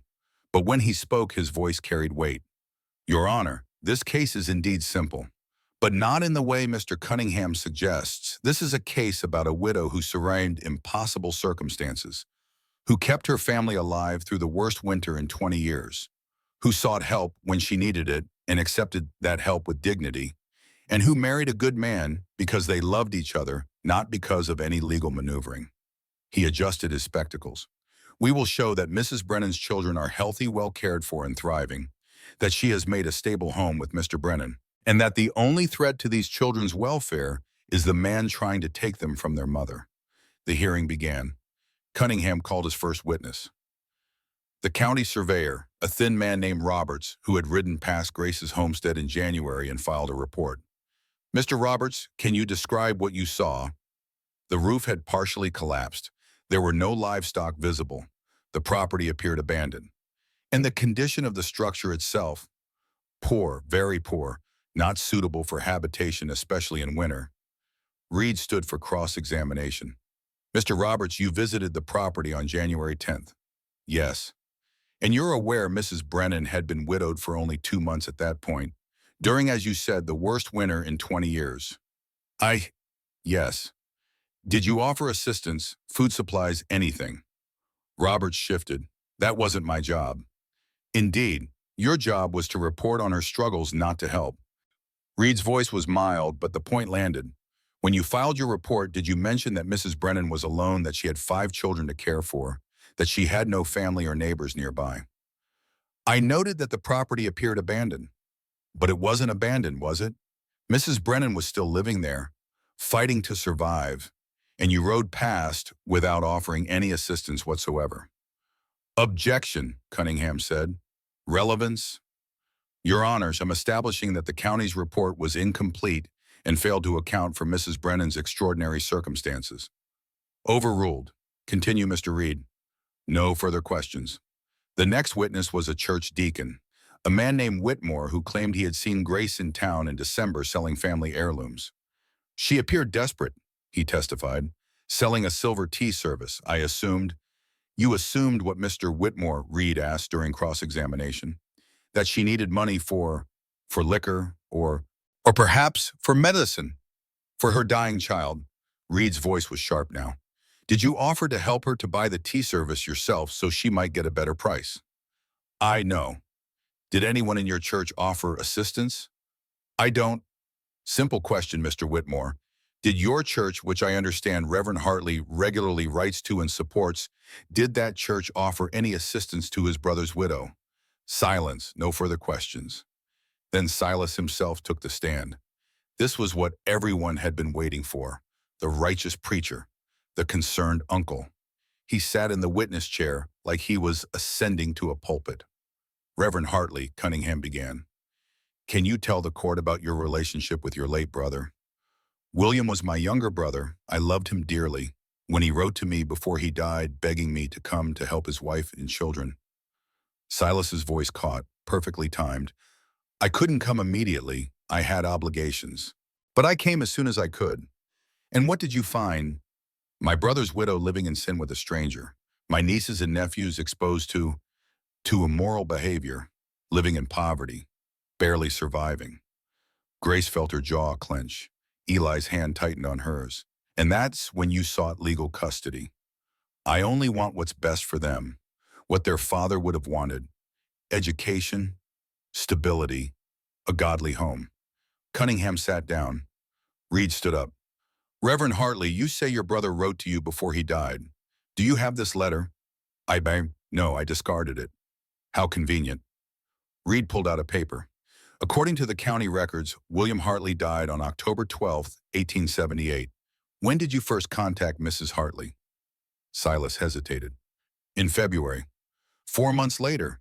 Why the delay? I told you I had obligations. What obligations specifically? My church, my congregation. So your congregation was more important than your dying brother, than your orphaned nieces and nephews. That's not... Silas's composure was cracking. Reverend Hartley, isn't it true that you and William had a falling out 10 years ago, that you disapproved of his marriage to Grace? We had disagreements. You called her unfit then, too, didn't you? You told William he was making a mistake marrying beneath him. Silas's face reddened. That's not... Answer the question, please. Yes, I thought he could do better. So this isn't about the children at all, is it? This is about punishing Grace for taking your brother away from you. Objection. Cunningham was on his feet, withdrawn. Reed turned back to Silas. One more question, Reverend. In the 4 months between your brother's death and your arrival here, how many letters did you send to Mrs. Hartley? How many times did you check on her welfare? Silence. The answer is 0, isn't it? I assumed she had support. You assumed. You didn't check. You didn't care, until it occurred to you that taking her children might somehow make up for your failure to help your dying brother. That's not true. Silas's control finally broke. His voice rose. He died alone. My brother died alone because I was too proud to forgive him. And now I want to do right by his children. Is that so wrong? The courtroom went silent.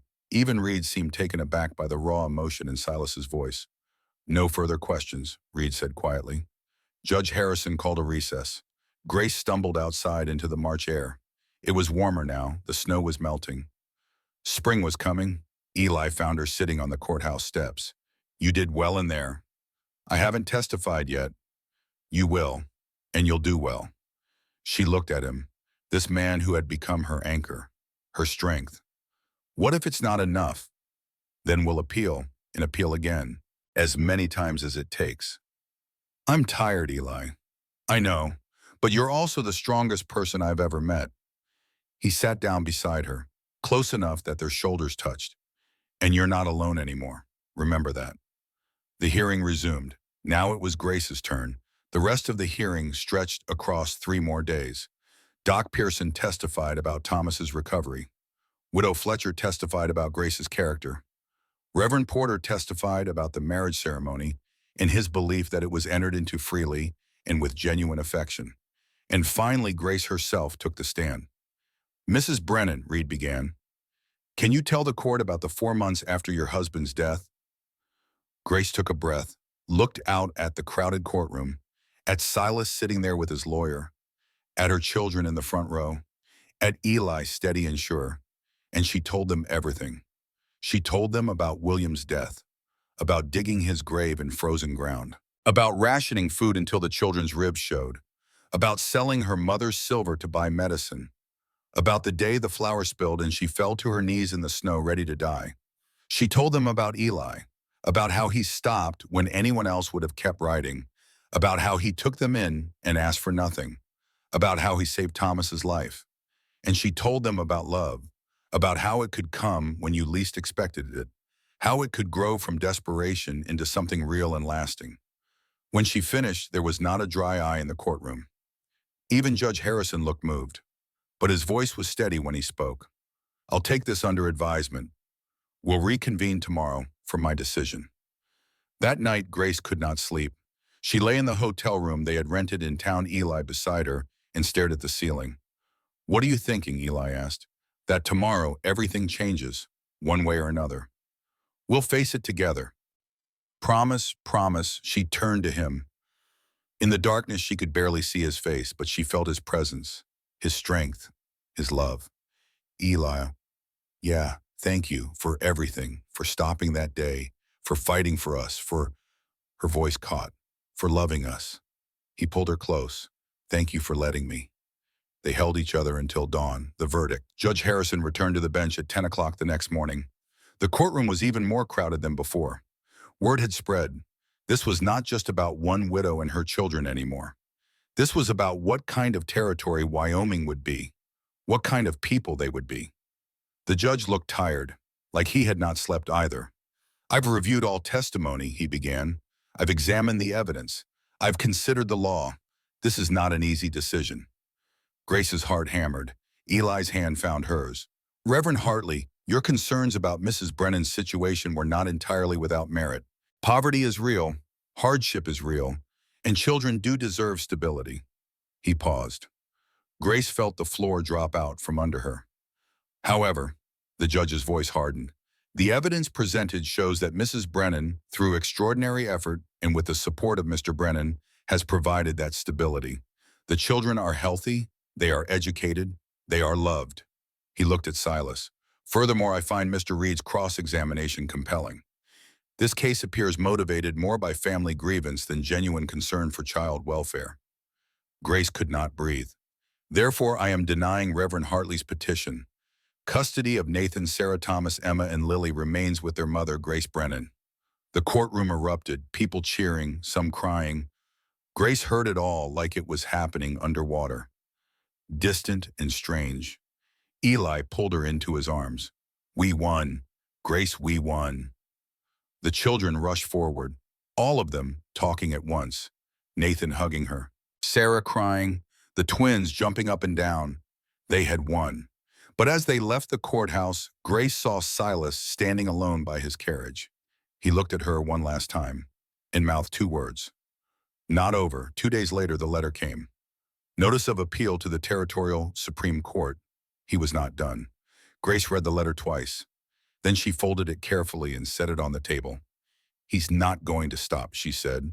Then neither will we. But 3 weeks after that, another letter arrived. This one from Judge Harrison himself. Upon review, the appeal has been dismissed with prejudice. Reverend Hartley is ordered to cease all contact with the Brennan family. The matter is closed. Grace held the letter with shaking hands. It's over. It's really over. This time there were no more letters, no more appeals. Silas had finally given up. They had won. Spring came to the mountains like a blessing. The snow began to melt in earnest by late March, revealing brown earth that had been hidden for months. Water ran in streams down every hillside. The air smelled different, alive, full of possibility instead of the cold, sterile scent of winter. Grace woke each morning to birdsong, to sunlight streaming through windows that no longer needed quilts stuffed in the cracks. She would lie there for a moment, feeling Eli's warmth beside her, listening to the sounds of the children stirring in their rooms, and let herself feel something she had almost forgotten existed. Gratitude. 6 months ago, she had been kneeling in the snow ready to die. Now she was alive in ways she had not been in years, maybe ever. The homestead expanded that spring. Eli built 2 more rooms onto the cabin, one for the Maj, though Nathan insisted on sleeping near the door with his knife still within reach. Old habits died hard. The other room for the girls where the twins finally got their own bed, but refused to sleep apart anyway. Grace planted a garden behind the cabin, vegetables mostly, potatoes and carrots and beans, things that would store well and feed a family through another winter. But also flowers, marigolds and daisies that served no purpose except to be beautiful. And one rose bush. She dug it up from her old homestead in April when the ground had thawed enough to work. Eli went with her. They rode the 3 miles in silence, and when they arrived at the soddy, Grace sat on the wagon for a long moment, just looking. The roof had collapsed completely over winter. The door hung on one hinge. The soddy was little more than a pile of earth, now slowly being reclaimed by the prairie. "You all right?" Eli asked. "I don't know." She climbed down from the wagon, walked to the small plot behind the structure where William had planted a single rose bush the spring before he got sick. It was still there, dormant but alive, waiting. "I thought it would hurt more," Grace said, "seeing it like this, but it just feels distant, like something that happened to someone else." She knelt beside the rose bush, started digging carefully around the roots. "William planted this for me, our second spring here. He said every home needed something beautiful, not just practical." Eli knelt beside her, helped dig. His hands were larger than hers, rougher, but they worked the soil with surprising gentleness. "You sure you want to bring it?" he asked. "I'm sure." She sat back on her heels looking at the plant. "It's not about holding on to the past. It's about bringing the good parts with me into the future." Eli smiled, one of those rare, full smiles that transformed his weathered face into something almost boyish. "I like that. The way you think about things. The way you find light, even when it's dark." "I didn't used to. For a long time, all I could see was dark." "What changed?" She reached out, touched his face, rough with stubble, warm beneath her fingers. "You did." They transplanted the rose bush to the south side of the cabin where it would get full sun. Grace watered it carefully and worried it might not take. But by May, it was budding. By June, it bloomed. Deep red flowers that smelled like hope. Nathan changed that spring too. Not all at once, but gradually, like ice thawing. He came to Eli one morning in late April. Grace watched from the garden as her son approached her husband where he was mending fence. Nathan's hands were shoved in his pockets, his shoulders hunched, the body language of someone working up courage to speak. "Can I ask you something?" Nathan's voice barely carried to where Grace knelt among the bean plants. "Always," Eli replied. Can I call you Pa? I know you're not my real father, I know that. But you feel like what a father should feel like, and Nathan's voice dropped. Grace strained to hear. "I want to, if that's all right with you." Eli set down his tools, turned to face the boy fully. Then he did something Grace had never seen him do. He knelt in the dirt, bringing himself level with Nathan. "You can call me whatever you want, son. And for what it's worth, you feel like my son. Have since that first day." Nathan threw his arms around Eli. The man caught him, held him, and Grace saw her husband's shoulders shake with emotion he rarely let show. She turned back to her beans with tears streaming down her face. Happy tears this time, the kind that cleansed instead of wounded. By summer, the transformation was complete. The homestead that had been one man's refuge had become a family's home. The cabin rang with children's laughter. The barn filled with livestock purchased with money Eli had saved over 7 solitary years and was now grateful to spend. The garden flourished under Grace's care. And on a warm evening in late July, Nathan came home from town with news. "There's going to be a harvest festival, first week of August. Everyone's going." He looked at Grace, at Eli. "Can we go as a family?" Grace hesitated. She had not been to town much since the trial, had not wanted to face the stares, the whispers, the judgment that might still linger. "We'll go," Eli said. He looked at Grace. "All of us, together." The Harvest Festival was held in the town square on the first Saturday in August.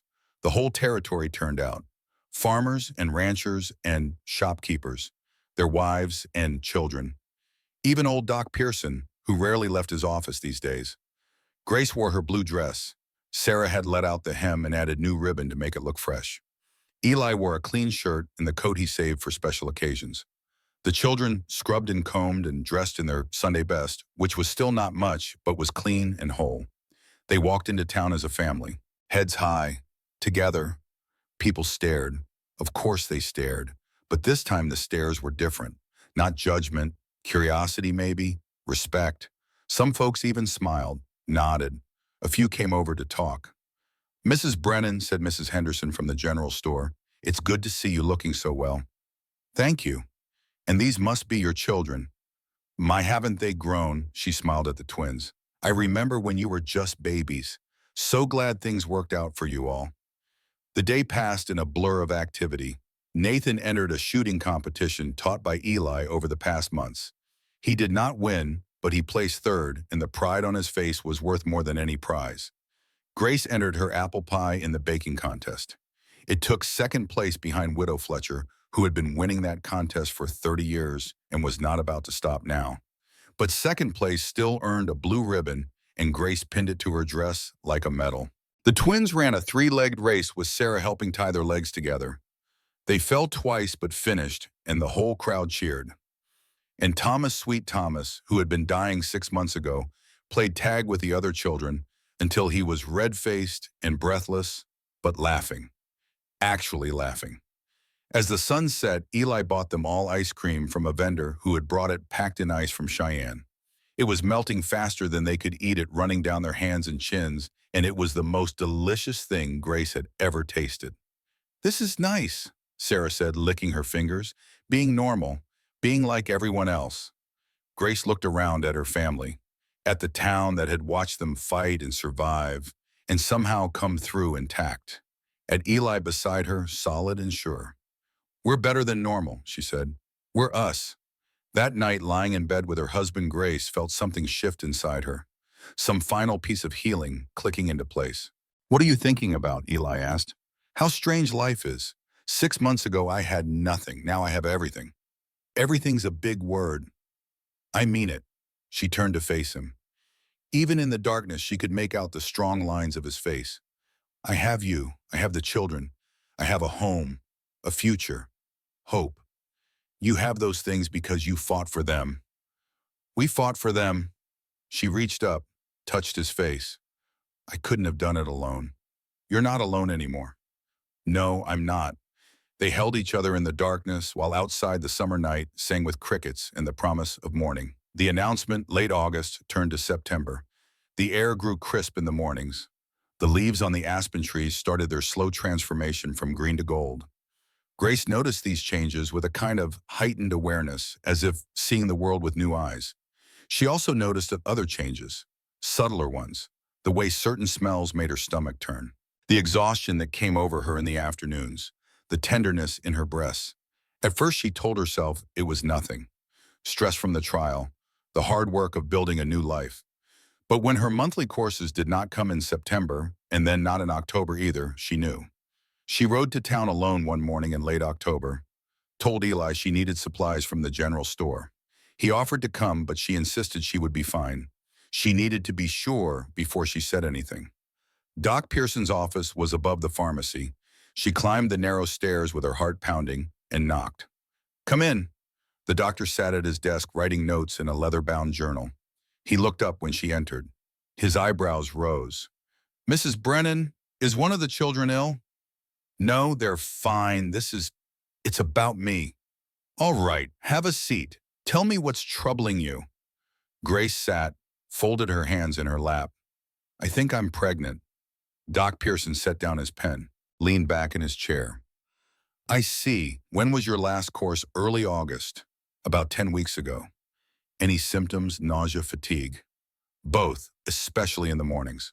He nodded, asked a few more questions, then had her step behind a screen while he conducted an examination. His hands were professional, clinical, but also kind. When it was over and she was dressed again, he returned to his desk, made a note in his journal. "Well," Grace asked. Her voice came out shakier than she intended. "You're pregnant. I'd estimate about 3 months along. Baby should come in May, give or take." Grace's hands went to her stomach, flat still.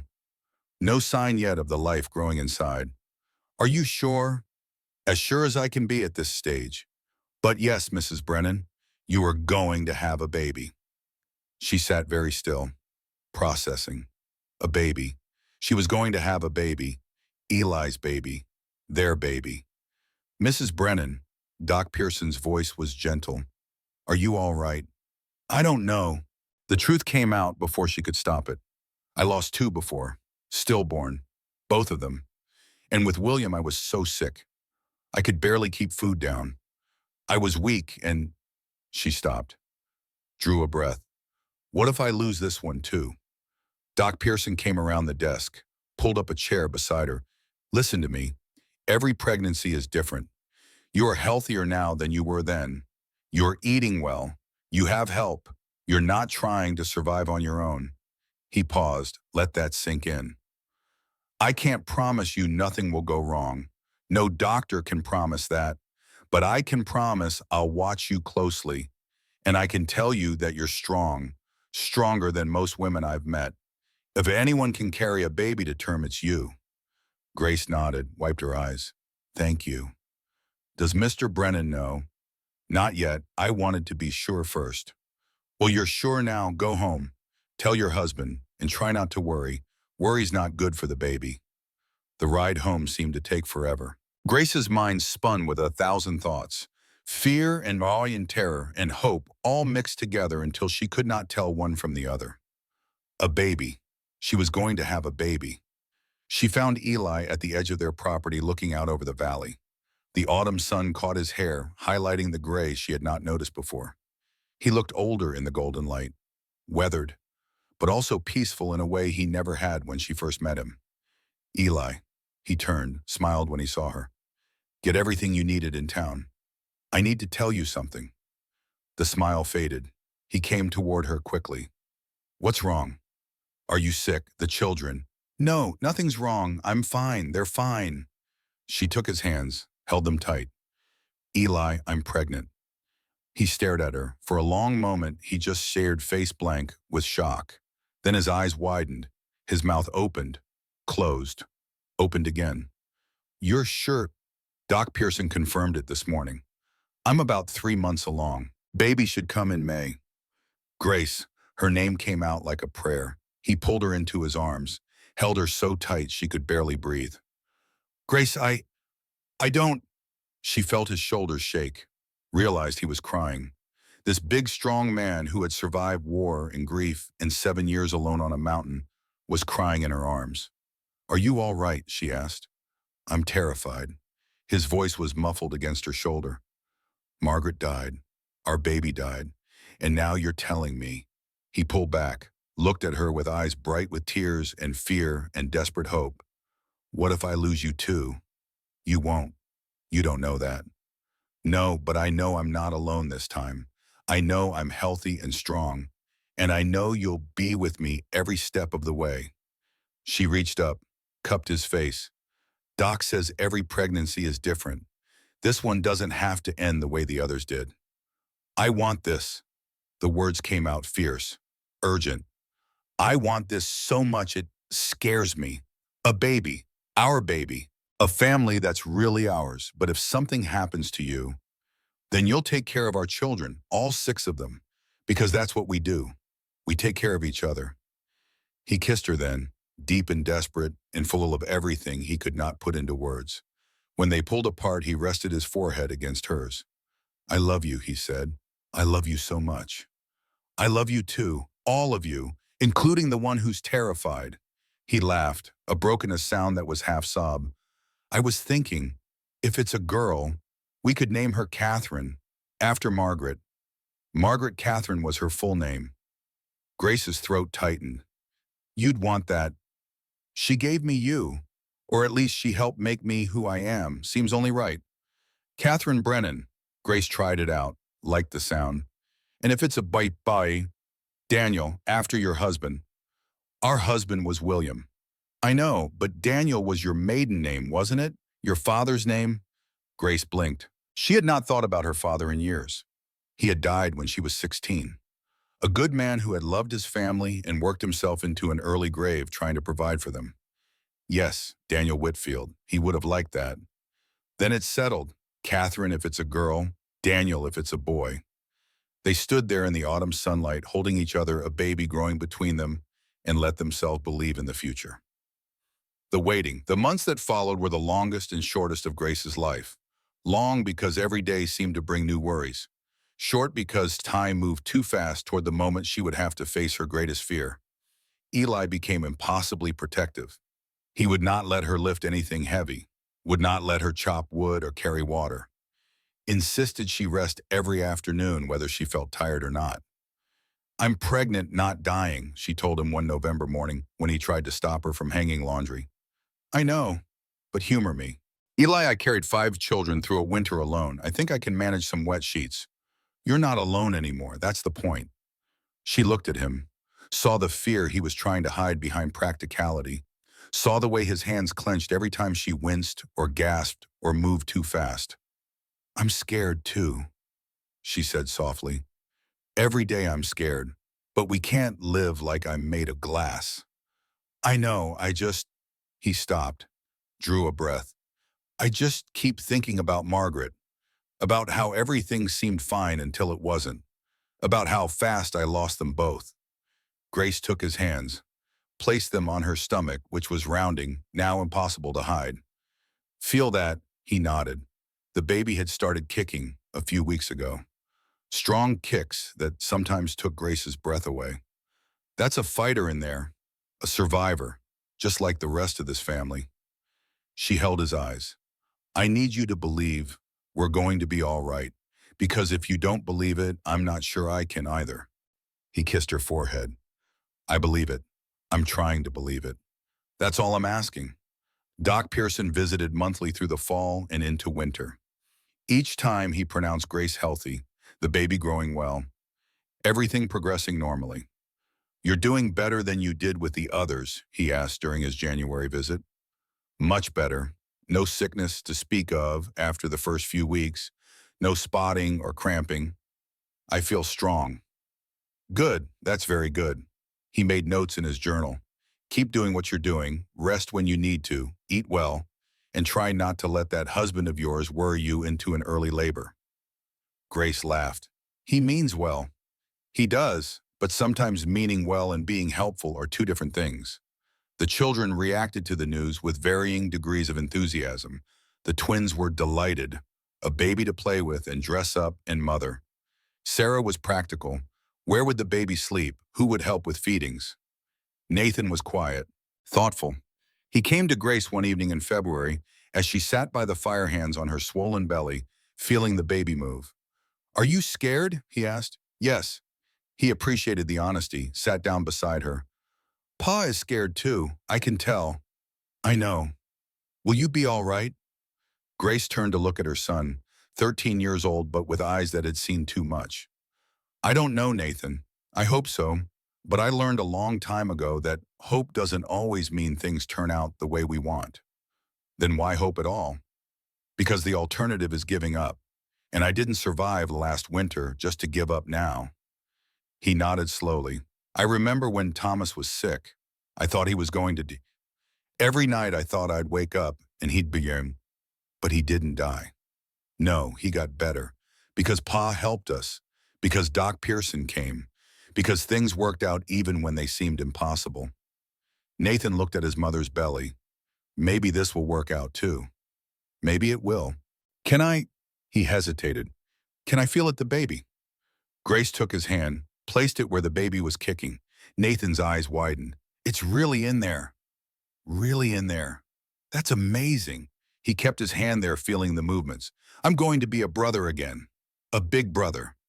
The biggest, and the baby is lucky to have you. They sat there together, mother and son, feeling new life move between them and let themselves hope. The birth, Catherine Rose Brennan came into the world on May 5th, 1880, just as the sun was rising over the mountains. Grace's labor started around midnight, a tightening across her belly that woke her from uneasy sleep. At first she thought it was nothing, the baby moving, her body preparing. But then it happened again, and again, regular as a clock. Eli, she shook his shoulder. It's time. He was awake instantly, upright in bed with his hand already reaching for the lamp. Are you sure? I'm sure. What followed was controlled chaos. Eli woke Nathan and sent the boy racing through the pre-dawn darknesses to fetch Doc Pearson. He built up the fire until the cabin was warm as summer. He boiled water and gathered towels and helped Grace into her nightgown and tried very hard not to panic. The children woke to the commotion. Sarah immediately took charge of the twins and Thomas, getting them dressed and fed and keeping them calm. But they all knew what was happening. They had seen animals born, knew birth was painful and dangerous and sometimes ended badly. Nathan returned with Doc Pearson just as the sun was breaking over the eastern ridge. The old doctor took one look at Grace and nodded. "You're doing fine. Baby's coming fast. Everything looks good." "How can you tell?" Grace gasped between contractions. 40 years of practice." He washed his hands in the basin Eli had prepared. "Now, Mr. Brennan, you can stay if you want, but if you're going to faint, I'd rather you do it outside where you won't crack your head. I'm not leaving her." "Suit yourself." Doc Pearson turned to Grace. "All right, Mrs. Brennan, let's meet this baby." What followed was pain beyond anything Grace remembered. She had birthed 5 children before, but memory had dulled the edges. Now it came back sharp and immediate. Waves of agony that crested and broke and came again before she could catch her breath. Eli held her hand. She squeezed until she thought she might break his fingers, but he never flinched, never pulled away. Just stayed beside her, murmuring words she could not quite hear over her own heartbeat pounding in her ears. "I can't," she gasped at one point. "I can't do this." "Yes, you can," Doc Pearson said firmly. "You're almost there. One more push. Come on now." "I can't." "Grace," Eli's voice, strong and sure. "Yes, you can. I've seen you survive things that would have killed anyone else. You can do this." She looked at him, saw the fear in his eyes, but also the faith, the absolute certainty that she was strong enough. And somehow that gave her what she needed. She bore down, put everything she had into one final push, and then she heard it. A cry, small and furious and alive. "It's a girl," Doc Pearson announced. "A healthy girl." Grace collapsed back against the pillow, shaking with exhaustion and relief. Doc cleaned the baby, wrapped her in a soft blanket, and placed her in Grace's arms. She was perfect. Tiny and red-faced and screaming her lungs out, but perfect. Dark hair plastered to her skull, eyes scrunched shut, fists waving in outrage at being pulled from the warm darkness into cold light. "Catherine," Grace whispered. Catherine rose. Eli leaned over them both. His face was wet with tears. "She's beautiful. She's so beautiful." "You want to hold her?" He hesitated. "What if I drop her?" "You won't drop her." Doc Pearson took the baby from Grace, checked her over one more time, then handed her to Eli. The big man held her with exaggerated care like she was made of spun glass. "Hello, little one," he murmured. "Welcome to the family." The baby opened her eyes. For a moment, just a moment, she looked right at him. Dark eyes that seemed far too knowing for someone minutes old. And Eli fell completely, utterly in love. The door cracked open. Nathan's face appeared. "Can we come in?" "Yes," Grace said. "Come meet your sister." They filed in, all 5 of them. Sarah moved straight to the bed, peering at the baby in Eli's arms with the serious interest of someone examining a puzzle to solve. The twin bounced on their toes, trying to see over everyone's shoulders. Thomas coughed once, but ignored it, too focused on the tiny person who had appeared in their family. And Nathan. Nathan stood at the foot of the bed, arms crossed, expression unreadable. "What do you think?" Grace asked him. He was quiet for a long moment. Then so soft she almost missed it. "She's really small." "You were small once too." "I don't remember." "I do. I remember everything. Every moment from the day you were born to now." Grace held out her hand. Nathan took it. "And I want you to know something. This baby doesn't change anything about us. You're my son, my firstborn. Nothing in this world will ever change that." Nathan's eyes glistened. "I know, Mama." "Do you?" "I do now." He leaned down, kissed her forehead. Then he looked at Eli. "Can I hold her too?" Eli passed the baby to Nathan with the same exaggerated care. The boy held his sister, this tiny person who shared half his blood and all his future, and something in his face softened that had been hard for too long. "Hi, Kate," he said. "I'm your brother. I'm going to teach you everything. How to ride and shoot and," his voice caught, "and how to be strong. Like Mama." Grace watched her family gather around this new life. Her husband, her children, 6 of them now, 7 if you counted the baby. A family built not from blood alone, but from choice and survival and love that had grown in the most unlikely soil. Doc Pearson packed his bag. "I'll come back in a week to check on you both. But you did well, Mrs. Brennan, very well." "Thank you." "Don't thank me. Thank that stubborn will of yours. He tipped his hat. Now get some rest. You've earned it. After he left, after the children had been shooed out to give Grace space to sleep, Eli climbed into bed beside her. They lay there together, the baby between them, and just breathed. We did it, Grace whispered. You did it. We did it together. She turned her head to look at him. I couldn't have done this without you. I think you could have done anything you set your mind to. Maybe, but I'm glad I didn't have to. They fell asleep like that, the three of them, parents and child, a family whole and healthy and together. And outside spring sunshine poured down on a world full of possibility. The redemption. It was late June when the rider came. Grace was in the garden with Catherine in a basket beside her, napping under a piece of muslin to keep the sun off her face. The baby was 6 weeks old now, fat and healthy and loud when she wanted to be fed, which was often. She heard hooves on the road and looked up, shading her eyes. A lone rider, moving slowly, like someone who was not entirely sure of their welcome. As he got closer, Grace's stomach dropped. Silas. She stood quickly, picked up Catherine's basket, started toward the cabin. Eli. He appeared in the doorway, took one look at her face, then at the approaching rider, and his expression hardened. By the time Silas reached the property line, Eli was standing between him and the cabin, hand resting on the butt of his Colt. Silas dismounted slowly. He looked different, older, thinner. The rigid righteousness that had always surrounded him like armor seemed to have fallen away, leaving just a tired man in travel-worn clothes. I'm not here to cause trouble, he said before either of them could speak. I needed to see them. One last time. You have no right, Grace said. She had come out onto the porch, Catherine in her arms. The court said, I know what the court said. Silas's voice was quiet, defeated. I know I have no legal right, no moral right either, probably. He stopped. His face worked. I came to apologize. The word hung in the air. Eli's hand stayed on his gun. Apologize, Grace repeated. William wrote to me, before he died, begged me to forgive him, for marrying you, for leaving Pennsylvania, for choosing his own path. Silas's voice broke, and I was too proud, too righteous. I told myself he'd crawl back eventually, that he'd realize his mistake and come home and beg my forgiveness.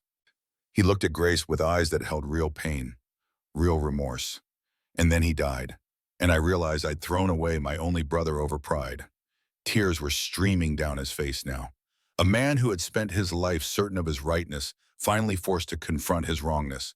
I thought if I could save his children, it would make up for abandoning him.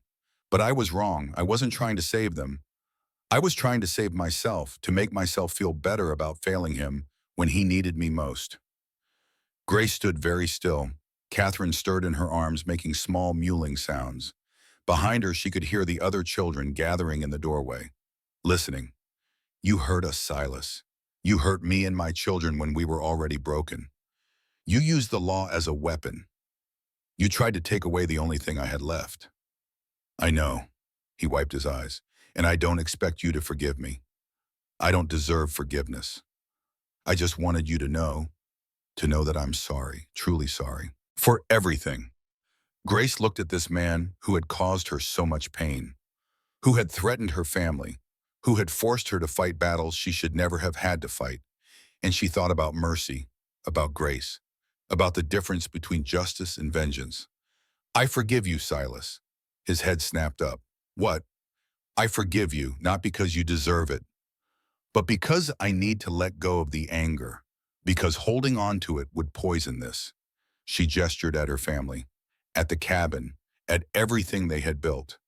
And I won't let you take anything else from me, not even my peace. Silas made a sound between a laugh and a sob. You're a better person than I ever gave you credit for. I'm just a person trying to do right by my family. You've done more than that. You've built something beautiful here. He looked past her to the children, to Nathan standing tall and protective, to Sarah with the twins, to Thomas healthy and strong. William would be proud. Yes, he would. Silas climbed back on his horse, paused with the reins in his hands. What's her name, the baby? Catherine Rose. He nodded, more tears falling. Beautiful name. for a beautiful family. He started to turn the horse, then stopped, looked back one more time. I'm leaving the territory, going back east. You won't hear from me again, but I want you to know, I'm glad they have you, glad they have him. He nodded at Eli. They deserve better than what I tried to give them. Goodbye, Silas. Goodbye, Grace, Beatrice. He rode away, this time for good. Grace watched until he disappeared around the bend, felt Eli's presence beside her, solid and warm. That took courage, he said quietly, forgiving him. It took more courage to let him go. She turned to face her husband. He was wrong about everything, but he was also broken, just like we were. And if we can heal, maybe he can too. You think he will? I hope so. Everyone deserves a second chance. She looked at her family, at the life they had built from nothing but stubbornness and hope. We got ours, the legacy. 5 years later, Grace Brennan stood on the porch of her home and watched her family. The homestead had grown beyond recognition. 2 more rooms added to the cabin, a bigger barn with a proper loft, a second corral for the horses Nathan was learning to train, a schoolhouse at the edge of the property where Sarah, now 16 and brilliant, taught the younger children their letters. Thomas was 13 now, tall and strong, no trace of the sickly boy he had been. He helped Eli with the livestock and talked about going to school in Cheyenne someday to become a veterinarian. The twins were 11, Emma wild and adventurous, always climbing trees and catching snakes. Lily gentle and quiet, more likely to be found with a book than running through the fields. Different as night and day, but still inseparable. And Catherine. Little Kate was 4 years old now, with her father's dark hair and her mother's stubbornness. She followed Eli everywhere, her small hand in his large one, chattering endlessly about everything and nothing. He was completely wrapped around her tiny finger, and everyone knew it. There was another baby on the way. Due in October, Grace's hand rested on the swell of her belly, feeling the child move inside her. A boy this time, Doc Pearson said, though Grace did not know if that was medical knowledge or just a guess. Daniel. They would name him Daniel after Grace's father and after the faith that had carried them through everything. She heard footsteps behind her. Eli came out, Catherine on his shoulders. Mama, look how tall I am, the little girl squealed. Very tall, sweetheart. Eli set her down and she ran off to join her sisters in the garden. He put his arm around Grace's shoulders, pulled her close. What are you thinking about? Everything. Our everything. It's a good everything. The best. She turned to face him. Do you remember the day we met when I was kneeling in the snow? Every second of it. Sometimes I still can't believe this is real, that we're here, that we made all this. We made it because you refused to give up, even when you wanted to, even when everything said you should. Grace shook her head. I made it because you stopped, because you chose to see me, to help me, to love me when I thought I was unlovable. You were never unlovable, just unloved. There's a difference. Is there? Yes, one is who you are, the other is what happened to you. He touched her face, gentle as always, and what happens to us doesn't define us. What we do in spite of it does. Grace felt tears prick her eyes. When did you get so wise? When I met a woman who taught me that giving up wasn't the same as being done, that sometimes you had to fall to your knees before you could stand back up. He kissed her forehead. You saved me as much as I saved you, Grace. Don't ever forget that. She would not forget, could not forget. It was written into every part of their life together. Every room they had built, every child they were raising. Every morning she woke up beside him and remembered what it felt like to be alone. Dinner that night was chaos. 7 people around the table now. 8 if you counted the baby coming. Food passed hand to hand. Stories told over each other. Laughter rising like music to the rafters. Nathan, 17, now talked about the mare he was training. Sarah announced she had been accepted to the teacher's college in Cheyenne and would be leaving in September. The twins argued about everything and nothing. Thomas demonstrated a new whistle he had learned. Catherine knocked over her milk and cried until Eli picked her up and made her laugh again. Grace looked around the table at the faces she loved, her children, her husband, the life they had built from nothing but hope and stubbornness and the refusal to give up. What are you smiling about? Eli asked. Just happy. She took his hand under the table. So happy, I can barely stand it. Good, you've earned it. Later, after the children were in bed and the cabin was quiet, Grace and Eli stood on the porch watching the stars come out. It was warm for September, the kind of evening that made you believe summer might never end, even though you knew winter was coming. 5 years, Grace said softly. Has it been that long? 5 years since you found me in the snow, since you stopped when anyone else would have kept riding. She turned to him. Do you ever regret it, stopping? Never. His voice was firm, certain.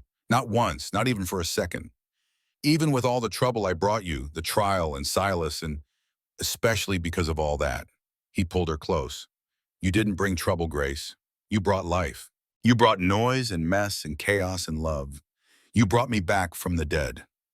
She rested her head against his chest, listened to his heartbeat, strong and steady and sure. I love you, she said. I love you too. Both of you. His hand found her belly. The baby inside kicked as if in response. All of us. They stood there as the stars wheeled overhead and the night wrapped around them like a blanket.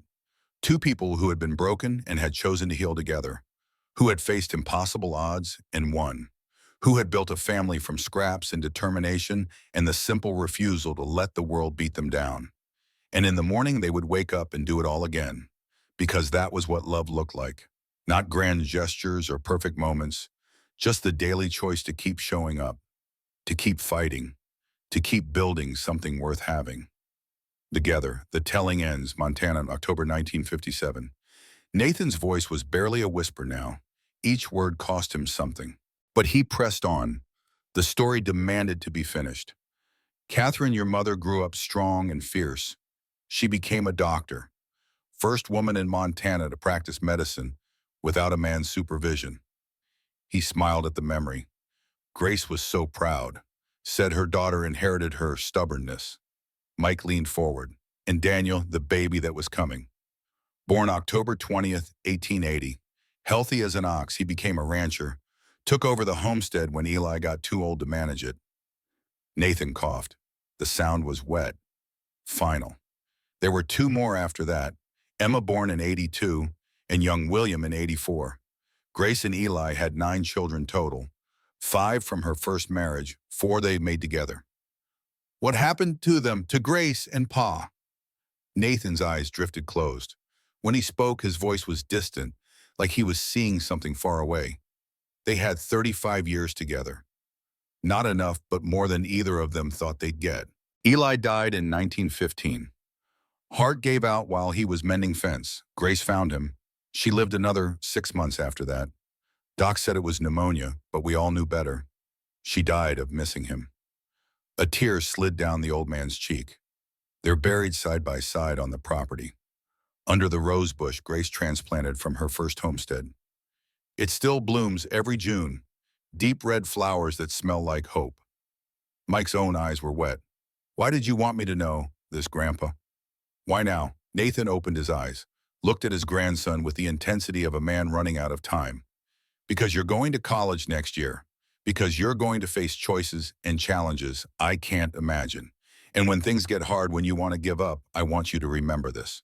He reached out, took Mike's hand. His grip was weak, but his eyes were fierce. Remember that your great-grandmother was kneeling in the snow, ready to ding, and someone stopped. Remember that one act of kindness, one choice to help, instead of riding past, changed everything. Created you, created me, created all of us. I'll remember. Good. Nathan's grip loosened, his breathing slowed. And remember this too. The hardest thing in life isn't falling down. It's standing back up. Grace taught me that, Eli too. They both fell, they both stood, and they built something beautiful from the wreckage. His eyes drifted to the window, to the October light filtering through the curtains. I'm ready now, ready to see them again. To tell them, his voice faded, came back barely audible.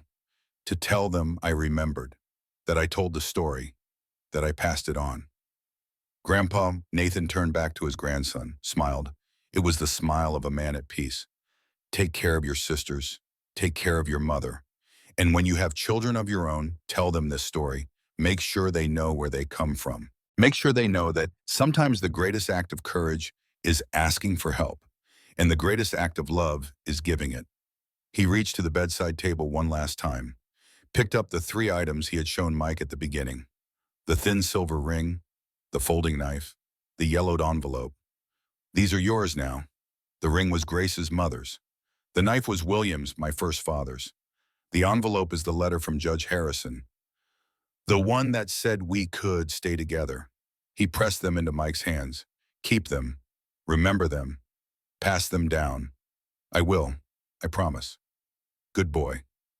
Nathan's eyes closed. His breathing slowed further. Tell your mother.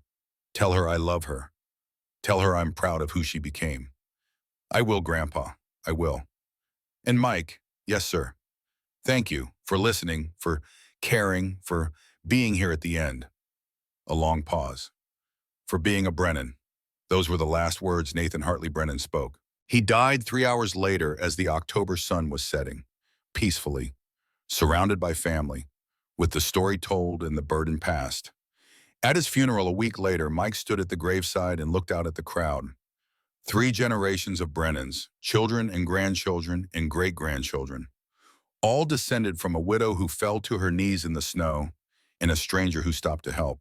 He thought about the story his grandfather had told him, about Grace's courage and Eli's kindness, about Nathan's fear and Sarah's practicality, about a family built not from blood alone, but from choice and survival and love that refused to die. And he understood why the story mattered, why it needed to be told and retold. Because it was not just their story, it was everyone's story. The story of falling down and standing up, of asking for help and giving it, of love that found you in the most unlikely places and held on through everything. Mike reached into his pocket, felt the thin silver ring, the folding knife, the yellowed envelope, 3 objects that connected him to people he had never met but whose choices had made his existence possible. Thank you, he whispered to the graves, to his great-grandparents lying side by side under a rose bush that still bloomed every June, to his grandfather now at rest beside them. Thank you for stopping. Thank you for fighting. Thank you for loving each other enough to give us all a chance. The wind picked up, carried away his words, but somehow Mike thought they heard, and somewhere in whatever place the dead go to watch over the living, Grace and Eli and Nathan smiled. Because the story had been told, the legacy preserved, and new generations would carry it forward, a proof that sometimes the greatest miracles come not from divine intervention, but from simple human kindness. From one person choosing to stop when they could have kept riding. From one person saying yes when it would have been easier to say no. From one person holding on when everything else said to let go. That was the lesson. That was the legacy. That was what it meant to be a Brennan. And Mike would carry it with him for the rest of his life and teach it to his children, and they would teach it to theirs on and on, through generations, yet unborn, a story of winter and survival and love that refused to die. The end was also a beginning, as all endings are if you look at them the right way.